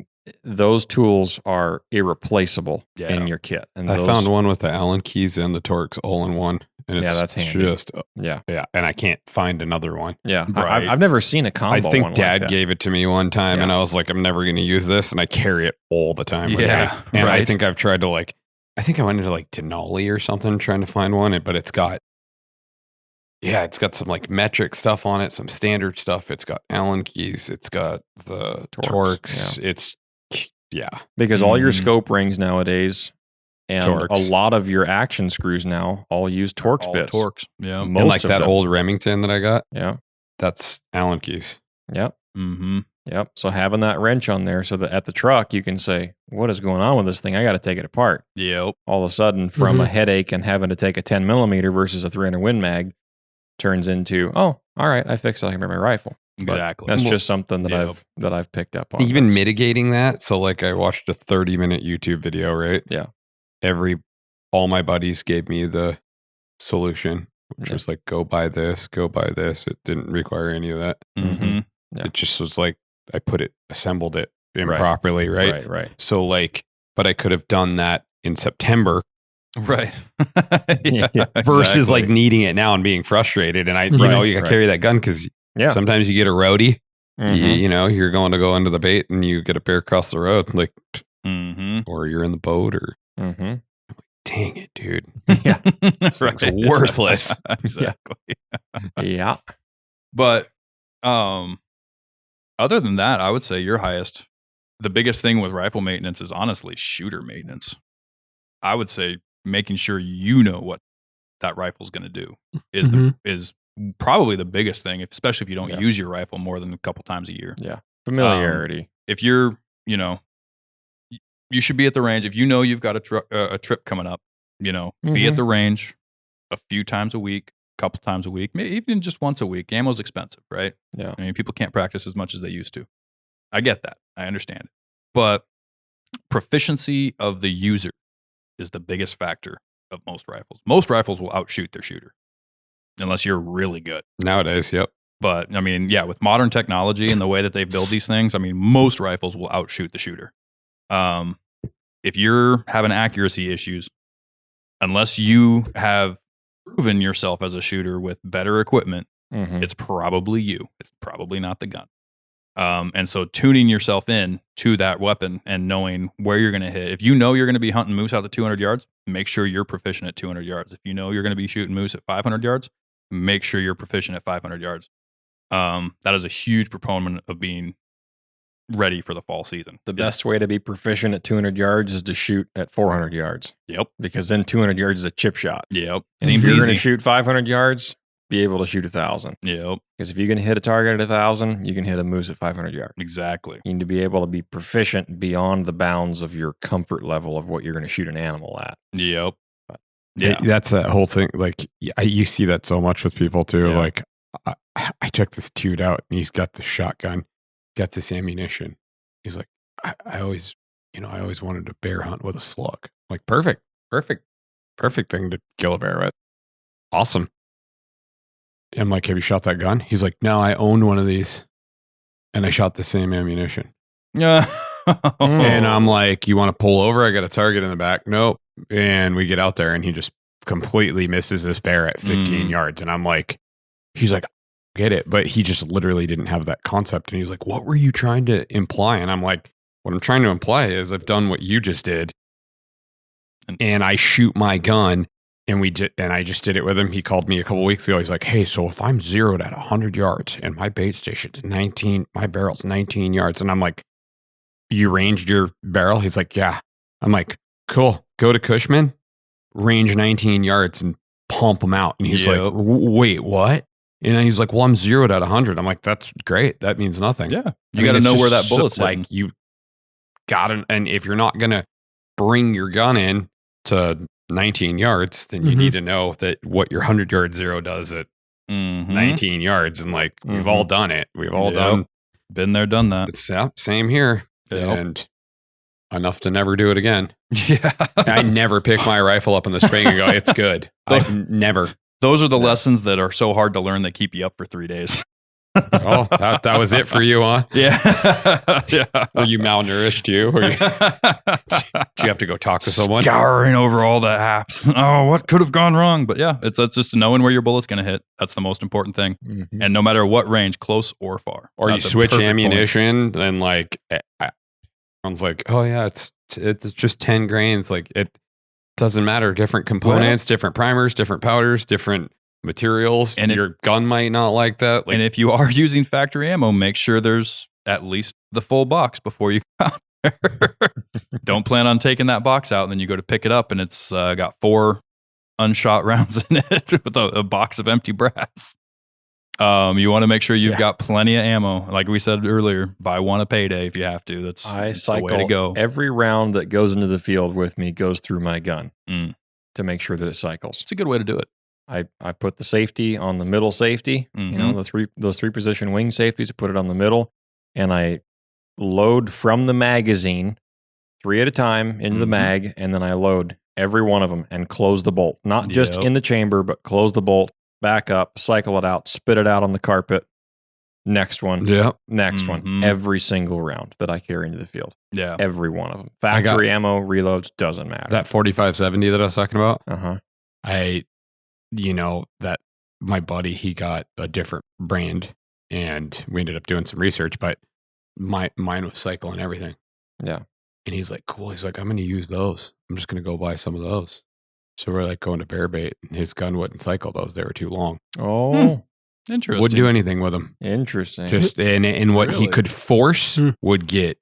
You would need tools and disassembly to get undone. Really? Oh boy. Yep. Mhm. And a lever gun and a 4570. And he was like, and I even said it to him. I was like, hey, man, just because I'm a dum-dum, doesn't apply to you, but, make sure those will cycle. He's like, oh, yeah, well, they're recycling in your gun. And actually, we went back and did homework. I read up on it, and that gun doesn't cycle long, heavy bullets No. at any capacity. Yep. So, So kind of along those lines, one thing with a 4570, if you happen to have the Henry Allweather 4570, you can fit 5 in that tube. Don't put 5 in that. Really? Yeah. So it's designed to have 4 in the tube, 1 in the chamber. Okay. You can fit 5 in there, Huh. but it will throw that second round once you fire, and it throws that second round back so fast that it comes back before your load gate is actually all the way open, and it'll snag every single time. I've It's heard of it's that. so much tension on that spring that it just shoots that round out prematurely, Huh. and it gets snagged up on that little metal lip right there. Interesting. And so with Huh. 4 in there, I've never had an issue, no matter what ammo I run through. Load this, but 4, jack the action, add another one to the add tube. another one Huh. later. Yep. So on Marlin, you have 1895. Yeah. Right? 6+1. Really? Yeah. And the Marlin 1895 will load, it's the lever gun that will load the longest. Unless Mhm. you got something custom modified or like the Wild West guns they make. If I had two grand to some spend on a custom lever stuff. gun, I would have bought one. But yeah, I worked for a guy Yeah. that gave me I I worked for a guy that gave me, he was like, I'm not reloading anymore and I'm not shooting anymore. Him and we got to chatting and like, you want some 4570 stuff? I'm like, yes, sir. And he like starts bringing like 5-gallon buckets out. I can't even get these things off the floor. And I'm like, so he gives me like this huge bucket full of all these like loaded rounds. And he's like, don't shoot these. Make sure you knock them out. And I'm like, oh, really? And he's like, yeah. He's like, I shot these in a Ruger #1 back in the day. And he's like, I stretched out my action in my 1895 with these. And I was like, whoa, what? sounds like you need to buy a Ruger He's like, #1. do not run these. yeah, Well, single shot. It's the only thing I Yeah. don't like about that. yeah. Well, those falling block Ruger They're #1s such a are nice gun, though. bulletproof. Mhm. You can put anything in those They're babies. What's so that company nice. that makes a double rifle in 4570? They're not expensive either. They're like There's- I $1,200, think there's $1,400. a couple of them. Aren't there? Yeah, is it an Australian company that makes those? I don't know if I I've know ever seen those. I know I've read about them, but I'm I gonna look can't it up. remember. That was months and months ago. I was looking I'm into going to that. use Google. But yeah, there's a company that makes double rifle. That's sick. It's like the poor man's double rifle. And I it's in saw a 4570. guy showed me one that he had like in a 4590, Oh, yeah. and it Mhm. was so Mike awesome. Beliveau. You can tune that second barrel too, like a self tune. You don't have to have a gunsmith tune it, but EAA. you're Yeah, it's made not by EAA. you're not going to get it like anywhere near what a Hmm. real double gun is. Like, just for anybody listening that might have that expectation, you can self tune it. It'll get close, but it's not going to be near the quality of a tuned secondary barrel by a gunsmith for a real double gun. That's why those things are $1,000. Yeah. And all the work that goes into them. It's the MP221 4570 double rifle. Sounds familiar. Interesting. Yeah, it's made by EAA, it looks like. Yes, yeah, that's the one. I mean, yeah, it's nothing fancy. no, it's not. It's the poor man's double rifle. Yeah, it's not a Holland and Holland. Nope. But It's not it'll do in a pinch. That's a beauty. Yeah. Huh. And it's self-tuning too. You don't have to take it to anybody. It's a pretty cool concept. I might own one day, but I want another #1. yeah. I remember I seen You Ruger had number one, ones are didn't you? nice. No comment. I want one in 375 H&H. Mhm. Hmm. I mean, I Just going love at 416. No. Come on. You know, No, I like the 416, but I want a 416 in a bolt rifle. That's yeah, fair. it's just me, but I like 375s so much. I got a buddy that's selling a 416 right now, 416 Ruger in bolt action.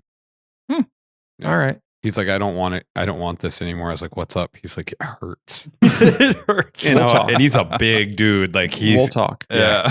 He's like he's a roustabout on an oil rig. He's a stout dude. And I'm like, All is right. that really like, is that thing really kick like that? He's like, dude, it's just like ours. Yeah. But 416 Ruger. Mhm. Mm. Oh, It is I've shot nasty. him. I've shot him. He's like, what? And I was like, what do you want for that thing? And we were chatting a little and He's like, you don't want to shoot bears on a bait station with this thing.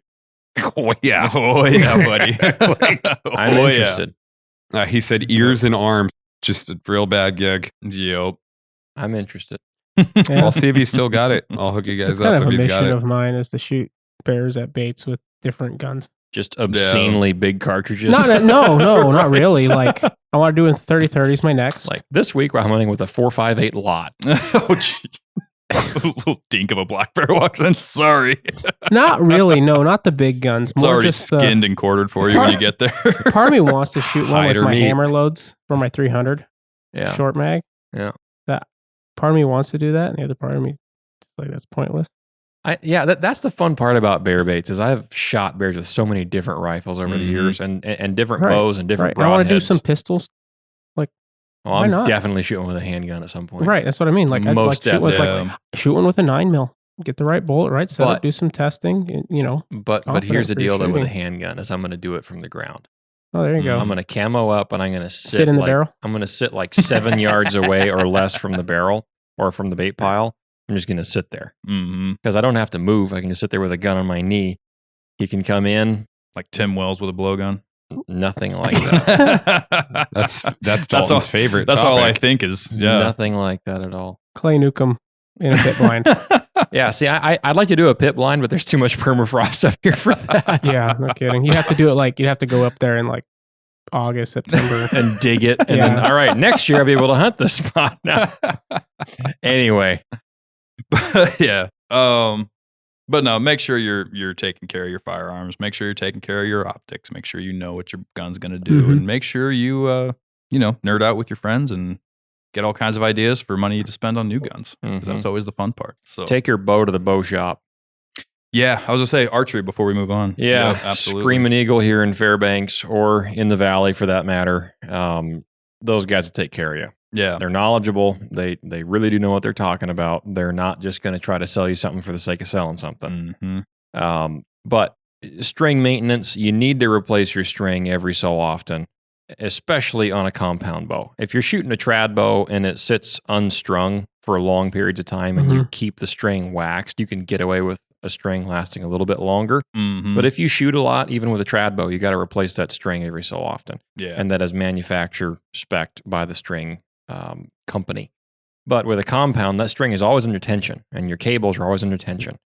And that's not without wear and tear on that string. And Mhm. the last thing you want to do is have your bow go off and everything just comes flying apart at Yep. Mach 3. has it come apart? Yeah, that's a problem. Yeah, So take it into your bow shop if you don't know what you're doing. You know, they can look at your string and tell you, all right, this needs to be replaced, or they can adjust your peep and get the twist out of it so you don't have to reach up there and twist your peep every time you want to draw your bow back. mm-hmm. Yeah, just make sure that your rest is working right so that rest is dropping and getting out of the way when you shoot, where it's not binding up. I had to buy a new rest this spring for my bow because my QAD drop away was starting to stick. Mm-hmm. And so there's a lot of moving parts on a compound bow, especially. And Yeah. that requires maintenance. If you don't maintain your bow, you will have failure at some point, and you don't want that to happen when you're shooting an animal. Yeah, You want that to happen at the target in the backyard, exactly. So Yeah. just be on top of that. But like you said though, just shooting it will indicate a lot of those problems. Mm-hmm. If you shoot your gun enough, you're going to notice if your scope rings are coming loose because you're not going to be hitting a whole lot of anything. Exactly.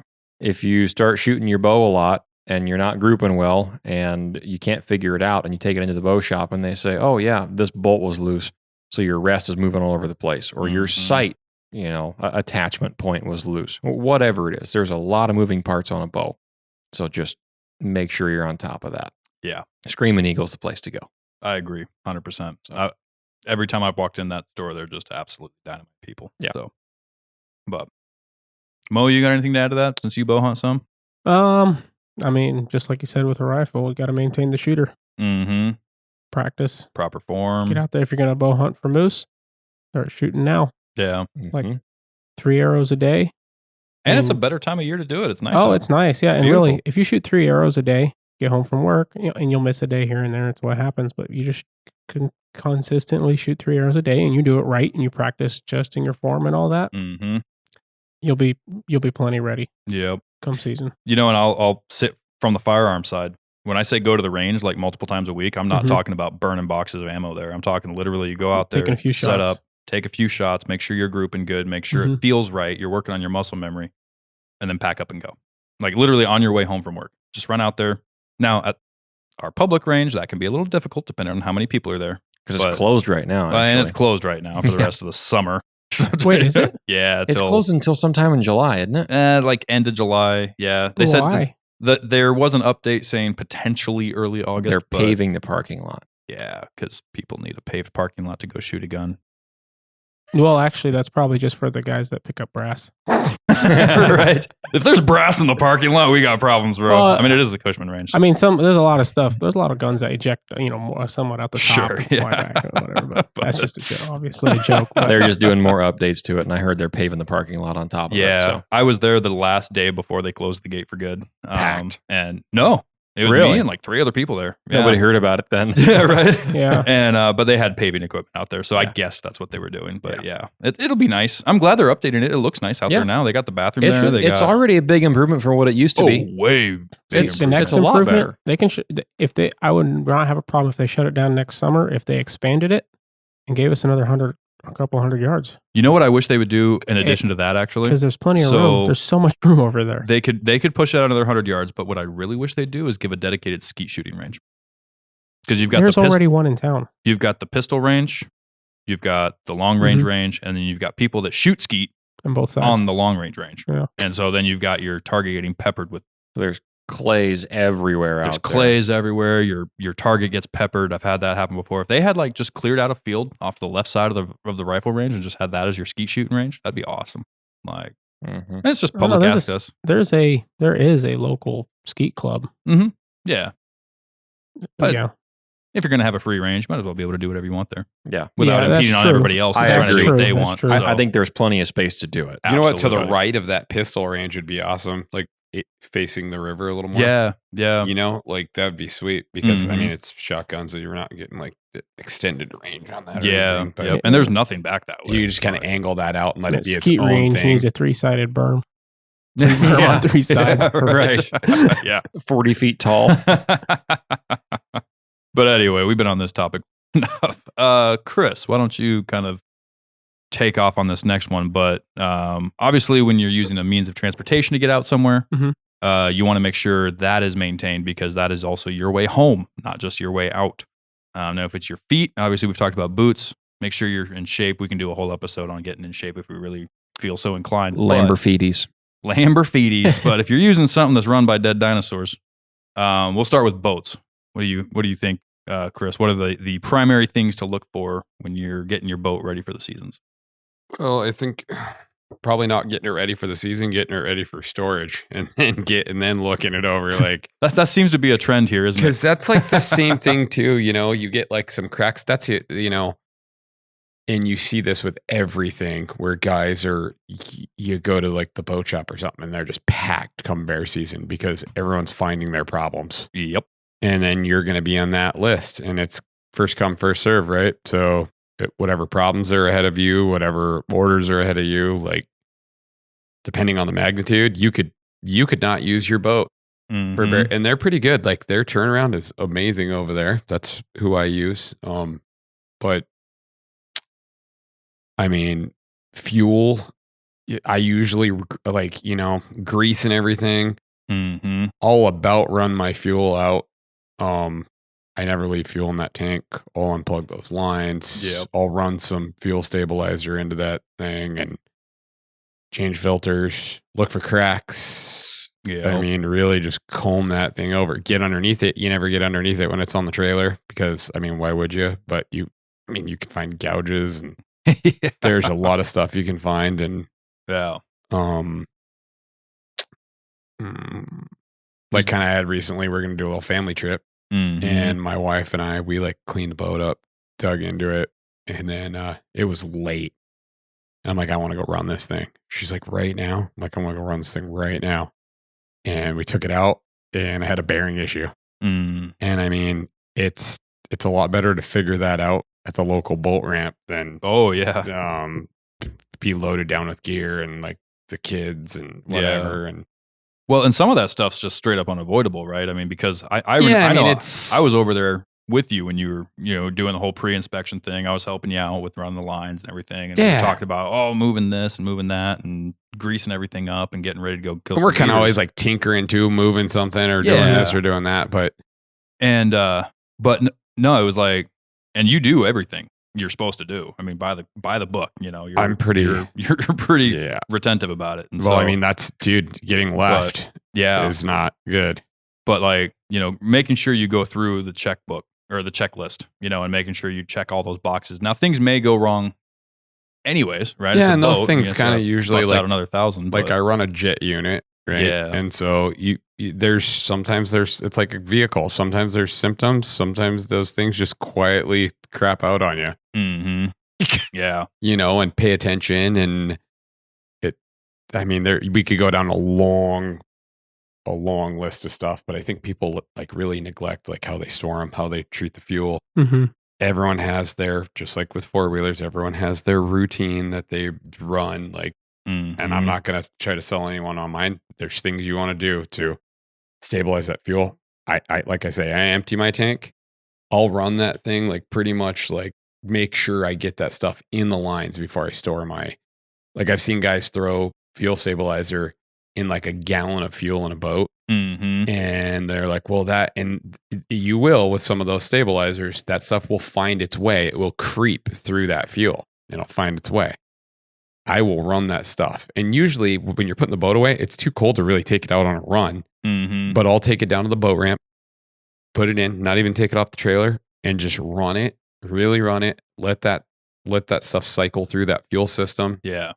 And I don't leave 5, 10, 12 gallons in there. I just empty that thing out. So I'm Yeah. running fresh gas the following season and You're winterizing it essentially. grease Yeah. everything. Mm-hmm. Make sure you know where all your zerks are, because a lot of guys they'll forget that there's a zerk on that lower unit and they'll grease everything else up high because they don't see that, or I got to disconnect this line. Mm. You've got like a rubber line that comes off that down there on that lower unit that goes back into a zerk, and like a lot of people don't realize there's a zerk under that and they don't grease it, and that's how you grease your jet foot, right? Like, or your lower unit. And that's huge. And doing it every time, like I got a buddy's like grease is cheap. Yeah, it is. Lower units, shafts, not cheap. Yeah. I mean, A lot easier to throw some grease at it. yep, and do that stuff. Try to track that stuff in the fall, and then that's something to keep in mind. Winter, no one's running boats. A lot of these boat shops and stuff, like whatever boat shop you're rolling with, they're pretty slow. Mm-hmm. Get that thing in there when you're not using it, and Yeah. get it, and The same for your wheeler. and have them honestly. look it over too. Yeah, like, if that's they the time to have get your annual maintenance on that thing. Yeah. Like, honestly. Yep. And Does it's a lot of people seem to want to wait until April to pull this Right. stuff out and then like discover. And like with mine, I'm pretty up on it. It's Mhm. run like a top for us. I've gone pretty long range in that boat so far, and like it just decided that I'm not happy. I Yeah. mean, in bearings, they got a mind of their own. So, Mhm. Do you run a stainless or an aluminum impeller on yours? I think I'm running one of those aftermarkets, and I think I want to say it's stainless. Yeah. It's an aftermarket impeller though. Are you still on your original one? Or No. How many have you gone through? I'm just curious. I haven't gone through any. I haven't. Well, you just put that one in there when you bought it? No, it came with it. Oh, okay. Yeah. But Hmm. yeah, I mean, and if you're running those things in saltwater, a jet's not optimal to take to like Valdez, but guys Right. do it. I They mean, do. shoot, I would do it. Make sure you stop somewhere and cycle some fresh water through that thing on the way home. Yeah. Don't let that stuff sit. It's not the end of the world if you got some salt sitting in there, some salt water sitting in there. If it doesn't have the time to start, breaking stuff down and like doing its things. Yeah. But, salt water is so much harder. There's a lot of little components. lakes anywhere. If you do something like that, there's a lot of boat ramps on the way back that are dead that you can back in and cycle some fresh water through everything. And Yeah. Growing up, my dad had like a little pair of, they were like little rubber muffs that you could put over the lower unit, and you could attach a garden hose to it.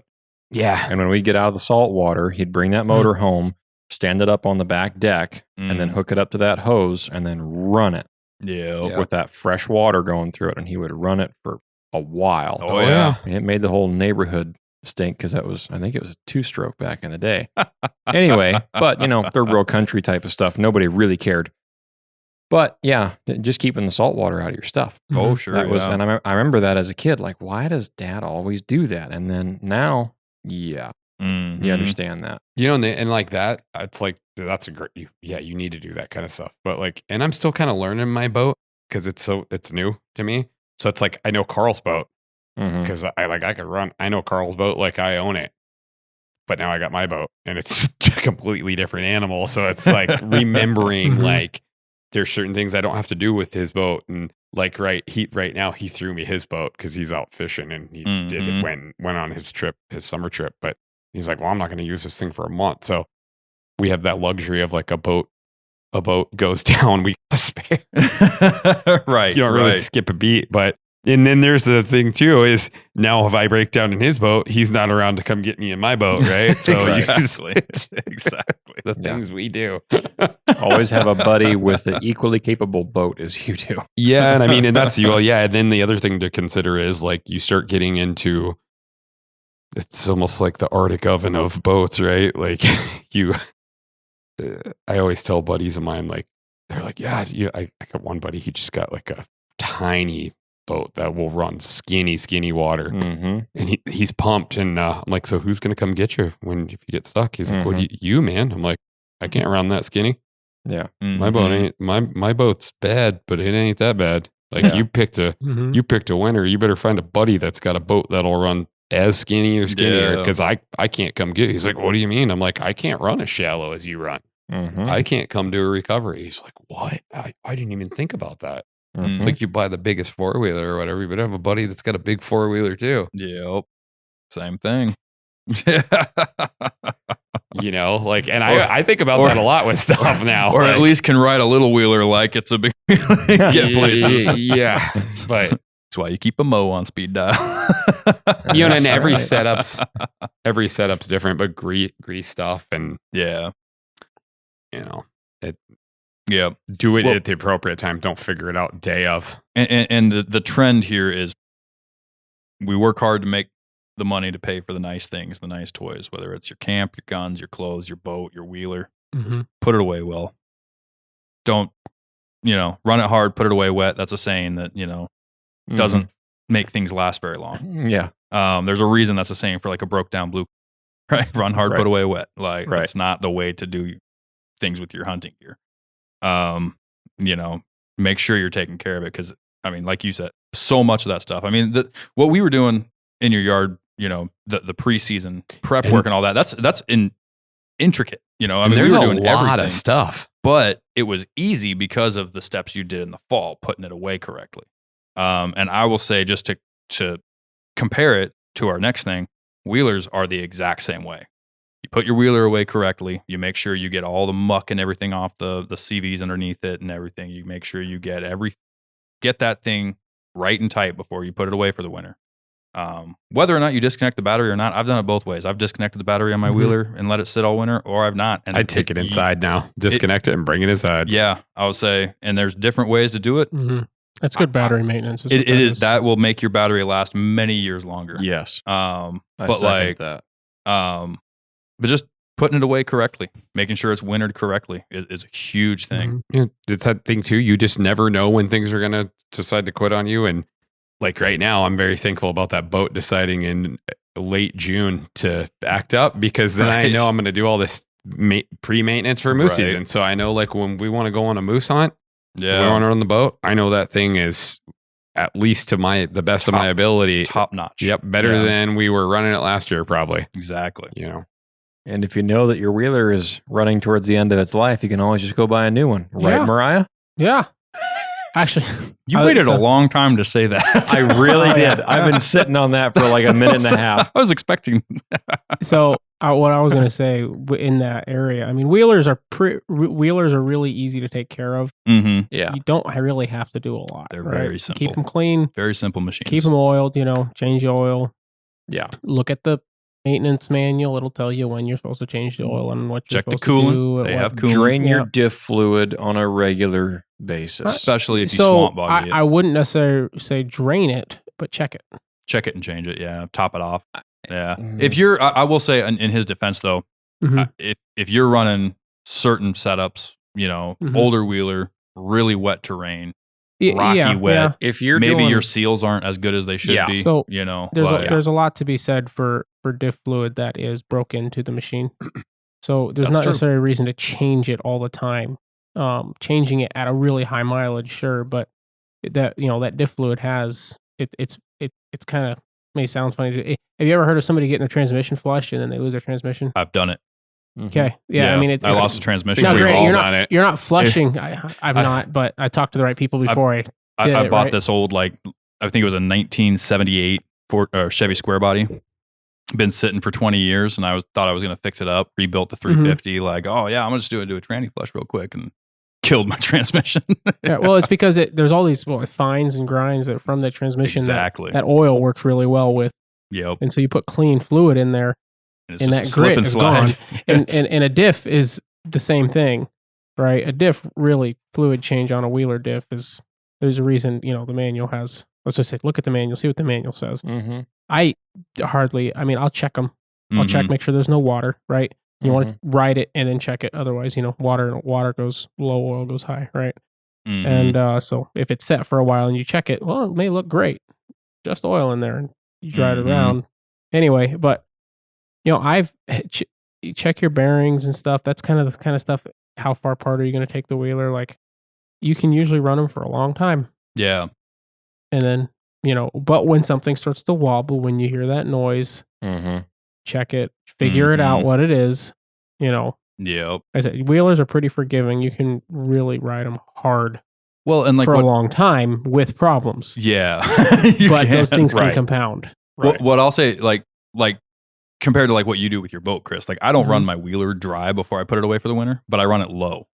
I'll make sure I'm not putting full tank of gas in it before I'm going to put it away. If I know this is my last ride for the year, I'll run that thing down to below a quarter tank at least. Because then next spring when I go to Mhm. fire it up, I'm filling it with fresh gas. And then I know, and I'm always doing real, little round town runs anyways. I'm burning through tanks of fuel before I ever rely on that thing, to go out in the woods. And so for me, getting Mhm. that treatment through the engine, super easy because you're burning, 3 or 4 tanks of fuel at least, Sure. I'm just running around local trails I always and stuff get that. a kick out of those labels too, because it'll say will stabilize for up to 90 days, and it's you guys ain't based out of Alaska. You gotta we double that. park these. Yeah, exactly. And that's the thing. Gas is here. Gas is gonna go bad. Not to say that I'm not gonna get down into the weeds. I've had equipment that will run off horrible gas, bad gas. Mhm. It'll just eat it. I can throw some heat in there, some seafoam or whatever, and it'll run angry and it'll go right back to normal. A very quality piece of equipment, a Mhm. boat or Mhm. those Yeah. jet engines. They're very sensitive to bad fuel. Oh yeah, And sure. I mean, in some of the places we go in the boats, I mean, it would take us, I think I tallied up 8 days to walk out of one of our spots, Mhm. and no one's coming to get us because it's the same thing. We don't have buddies that have boats that run that Mhm. skinny. Right. It's you want to pay attention to this stuff.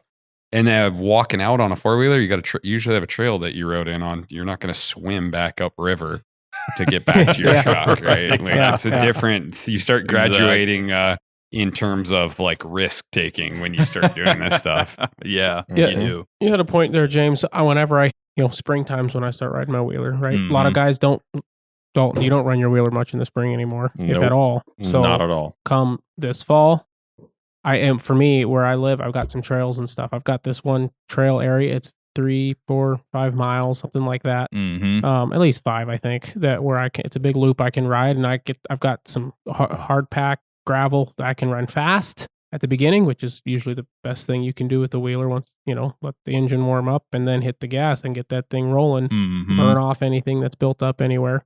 And then, and then I ride through some water and some trails, a little technical, and then I hit some mud, and it's just there's all kinds of trails around my house, right? And there's this route that I've worked out that's just like, this is a good testing ground, You're right. right? Yeah. Where I'm not going to get stuck, or if I do, it's going to be really easy to get out. Exactly. But where I can just run this thing through its paces, run through all the 4-wheel drive and the diff lock and everything feels like it's working good, and I'm going to hit the big mud holes because I'm not, Yep.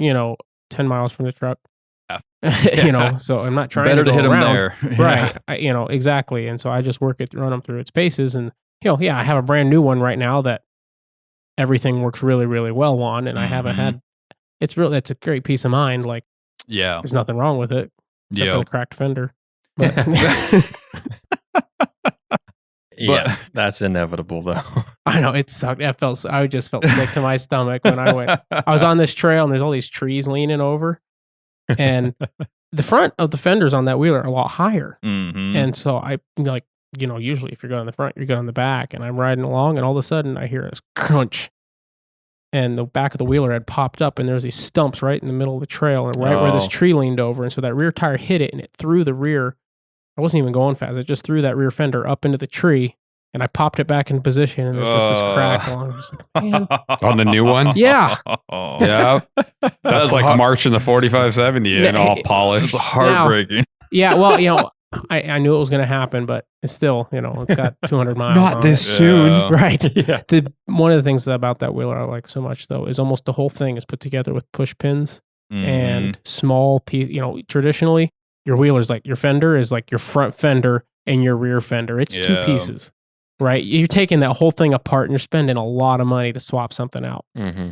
This one's in like sections, like that's the good, at least. fender. There's a chunk between the main fender and the footwell, both front and back. That if a log hits it, it'll pop out.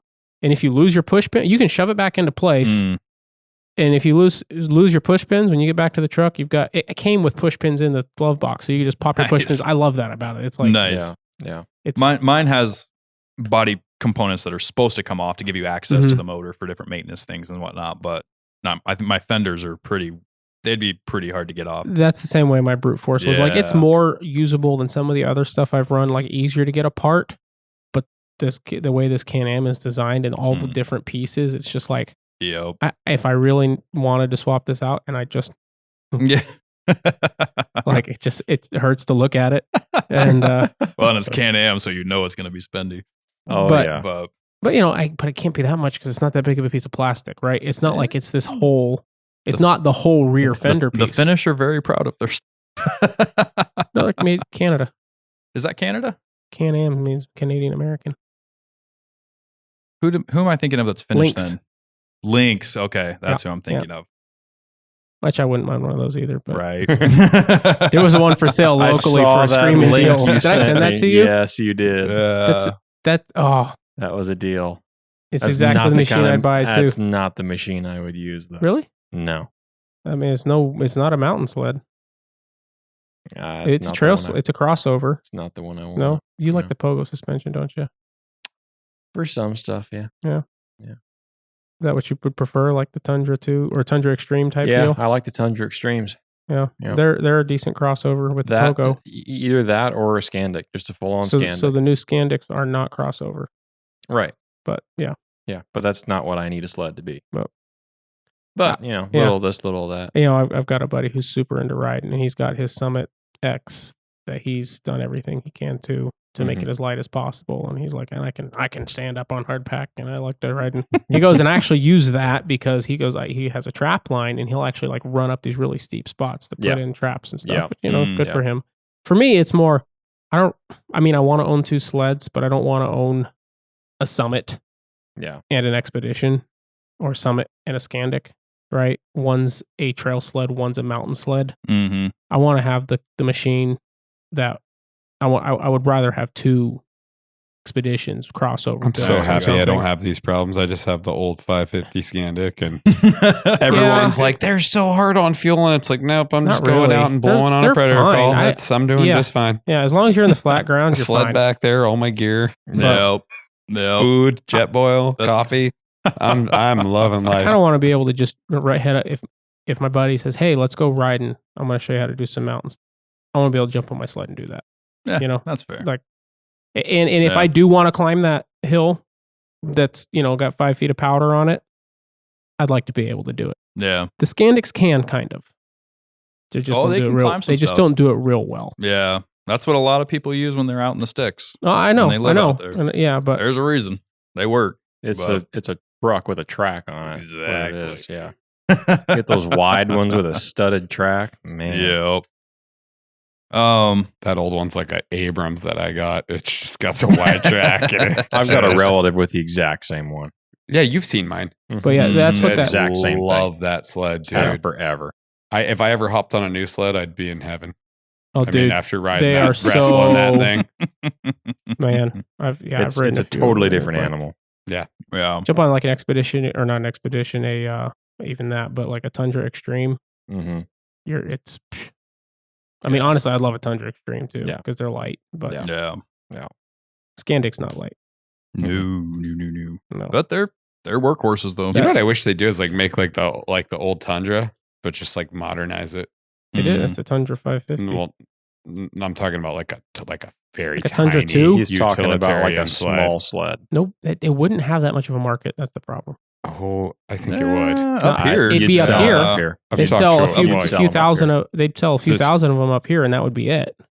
So Huh? compared to the amount of other sleds they sell otherwise, There would be a market for it. I'll bet you worthwhile. all over northern Canada they'd probably be pretty big Oh, too. dude. Yep. Like, Something light enough that you can just grab it and pick it up out of the pit. Think of Yeah. like think of your old school like Tundra, Mm-hmm. that Yep. just modern, like Mhm. souped up, like dude, yeah, but still small. That's another thing I have like a hard time with. Like new sleds, they're huge. Yeah. they are. And I'm like, how are we with technology just getting into these just Right, that's where bigger that and Tundra bigger. Extreme is same thing with phones, pretty dude. sweet. That's Everybody cool. I'm wants a getting big my Extreme. vision's getting worse, so I'll go for that one. Yeah. Yeah, this I'm not getting stronger, This so is the guy I that want wants to to- wrestle a sled. Garmin, Montana, you're talking to. right, So- right. I have good taste. Do you have a Montana now? No, no. No. Are you gonna have it? I actually found a lead on it. Yeah, where I found them where they're in town. Yeah. Noise. Yeah. Yeah. Yeah. Yeah, that Montana, I think it's the only way to go. I'm not sheep hunting, and I'm not sitting on my Montana. As long as you have I'm not power. sitting on my Montana inReach for 18.5 hours. I'm Yeah. doing things. Yeah. Like my buddy, we used his. I loved it. He had the Marine set up, like the mount, and just the way he was like logging waypoints and like effortlessly. And I'm like, dude, you got to get Right. stand- It's a like, screen. It's out in standard. the open. You don't have to worry about Oh, your phone. dude! And yeah. then the craziest Yep. thing is I'm over here on my Garmin, my InReach Plus, Mm-hmm. and on my phone, and he's like, "Oh yeah, look at this creek. Oh, dude, that's probably 8 feet deep." And he's like, and I'm just watching, like, how would you even go another way with what we're doing? This is amazing. Yeah. Like we were talking about like walking out of a spot, and he's like, "Well, we would do this, and we'd weave through here, and we'd skip that swamp and that creek." And I'm like, if you were trying to do this with anything else, Yeah. you would be taking your clothes off, holding them above your head, Mhm. getting dressed on the other side. You're like, "Oh, I was snake through here. We'd be fine. We get back to the truck tomorrow." I'm pretty capable with my phone. To be But- fair, your phone is the size of the Montana. That's true. That's true. As am I. But yeah. and then everyone's like, "Oh, you get like a little sprinkle and it starts malfunctioning." It's like, well, who are you texting? You're hunting. Right. What are you doing? Like, Yeah.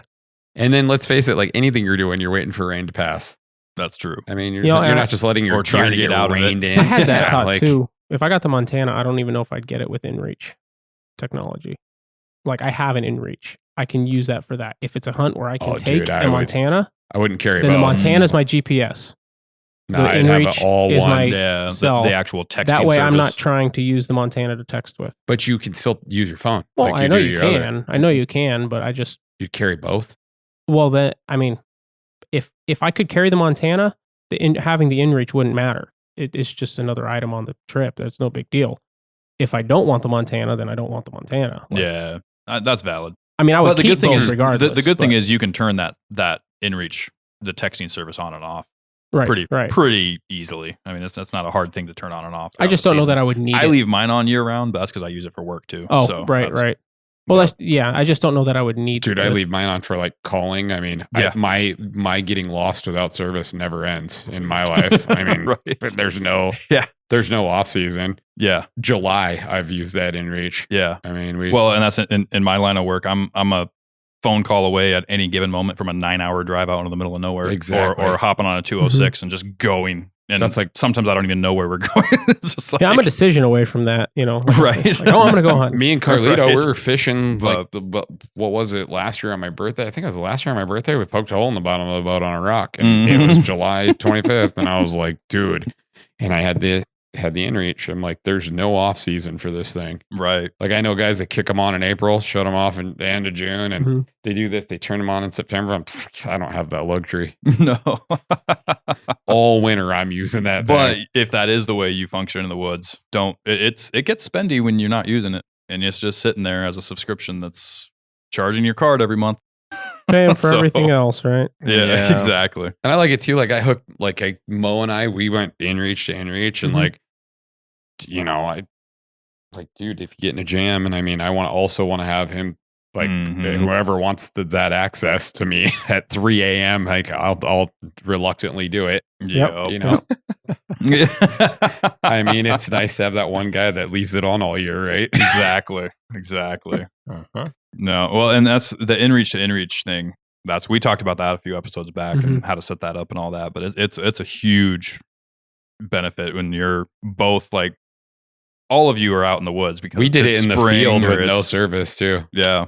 Well, I've done it at sitting at the bear stand, texting my other buddy at the bear Mhm. stand, inReach to inReach. I've done it at Oh, moose yeah. camp. I've done it all over the place. Like, you're not allowed to use stuff like that to obviously pursue a game, just so everybody knows. Right. But like It's that still is against the electronic law, aid. but you are allowed to text and say headed back to camp or Mhm. Yeah. sitting here, whatever. Like, You're allowed to text and say it might behoove you guys to leave that empty bait station and maybe come over here and keep me company.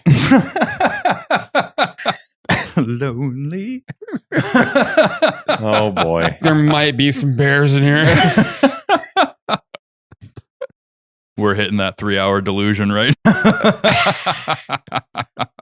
We have cracked over the 3 hours. We have. Yeah. That's all. Again, we're gonna just quit saying we're gonna keep this one short. We didn't say it on the air. That was a pregame thing, but Yeah. But no, 2 cycle back just to keep it on track. No, we're Any of these way off things, like you talked about, Chris, with boats and with wheelers, all of that stuff is really great. If you can get it in there in the off Mhm. season to get your inspection done, have them go through it, bumper to bumper, bow to stern, right? Just look at things, look at the motors, make sure your fluids are topped up, make sure you don't have any leaks or cracks or anything like that, because it doesn't cost that much, honestly. Like, I mean, once they find something, sure, but like the hourly rate, you can afford it if it's going to save you from being stuck somewhere. Well, and the thing is, it's cheap insurance. Then you got that repair, and like you got a ways to go. I mean, Yeah. like you can count on that for a while. Mhm. Well, and the thing is, like, you can buy a brand new wheeler and then run it for 5 years, and now it's haggard. Or you can run it for 5 years, getting it checked every year. Right. Yeah. Or go through making it sure you yourself, keep the right, maintenance. Or right. if you're knowledgeable enough to go through it yourself, and you have all the the Mm-hmm. mechanical inclination. It's like But saying I like- don't want to go to the doctor because you might find something wrong. Exactly. It's a valid reason. I mean, come I on. don't like the way you're judging me right now. That was for me, wasn't it? I feel called out. I don't go to the doctor till they have to haul me there. Why were you looking at me when you were saying Yeah, that? Why were you looking at me? Look at you. Well, if the shoe fits. No, honestly, yeah. No, go to the doctor too. Keeping your body healthy, that's a huge thing, It was just an example, guys. Well, perfect example. I've been going to the doctor, and knee pain has been a huge thing for me for years. Mhm. And I'm not knee pain free, and I'm not even 100% sure I'm scot free on a surgery, but I'm looking like 90% chance I won't need to get anything, under the skin done. Good. And it's helped out a lot, and it's really opening up my my options. So Good. I'm pretty excited for that. So yeah, definitely keep your body functioning too. It's a machine just like anything else. You got to keep it running. Got to keep Yep. it fueled. Got to keep it lubricated. So That's like Dalton's wife. what's going on with the rest of your mouth? Like, oh, I'm fine. I'm okay. Anything else hurt? No, I'm okay. I'm okay. I promise. I'm just here for this one. Well, if you got a pain over here, it could end up over there. Maybe it doesn't really hurt right there. Maybe the problem's not right there. Can you guys just do this? And I'm going to get out of here. I think we should check you out. Please no. And the next day you showed up at my house to go to the bear baits and you're like, I can't talk real good. My mouth hurts. Your wife's like, he's not supposed to be lifting anything or hiking or I'll take it easy. She's like, no, you're not supposed to be doing anything. Did he just spit blood in the yard? Right. Just go. Just go. Just go to the bait. Gotta give it that hawk too. Exactly. Whoa. Exactly. Hey. There it is. Oh, it happened. It happened. I'm glad you did that because I had a hankering to drop that. I didn't know if that was okay. That was well done, sir. Well, Well done. It seemed like it would flow. That was the appropriate You time should just for tell her that. to start saying that to patients. Oh, jeez. Oh, jeez. We better shut this one down We better. quick. This is getting stupid. All right, long gents. live the internet. You gents got anything else for spring, or not spring, but getting prepped up? Anything I missed or we missed? I don't think so. I It's don't all- have anything. It's all either. jokes flowing right I now. needed that Exactly. so bad. Well, thank you, Mo, for ending this on a good note.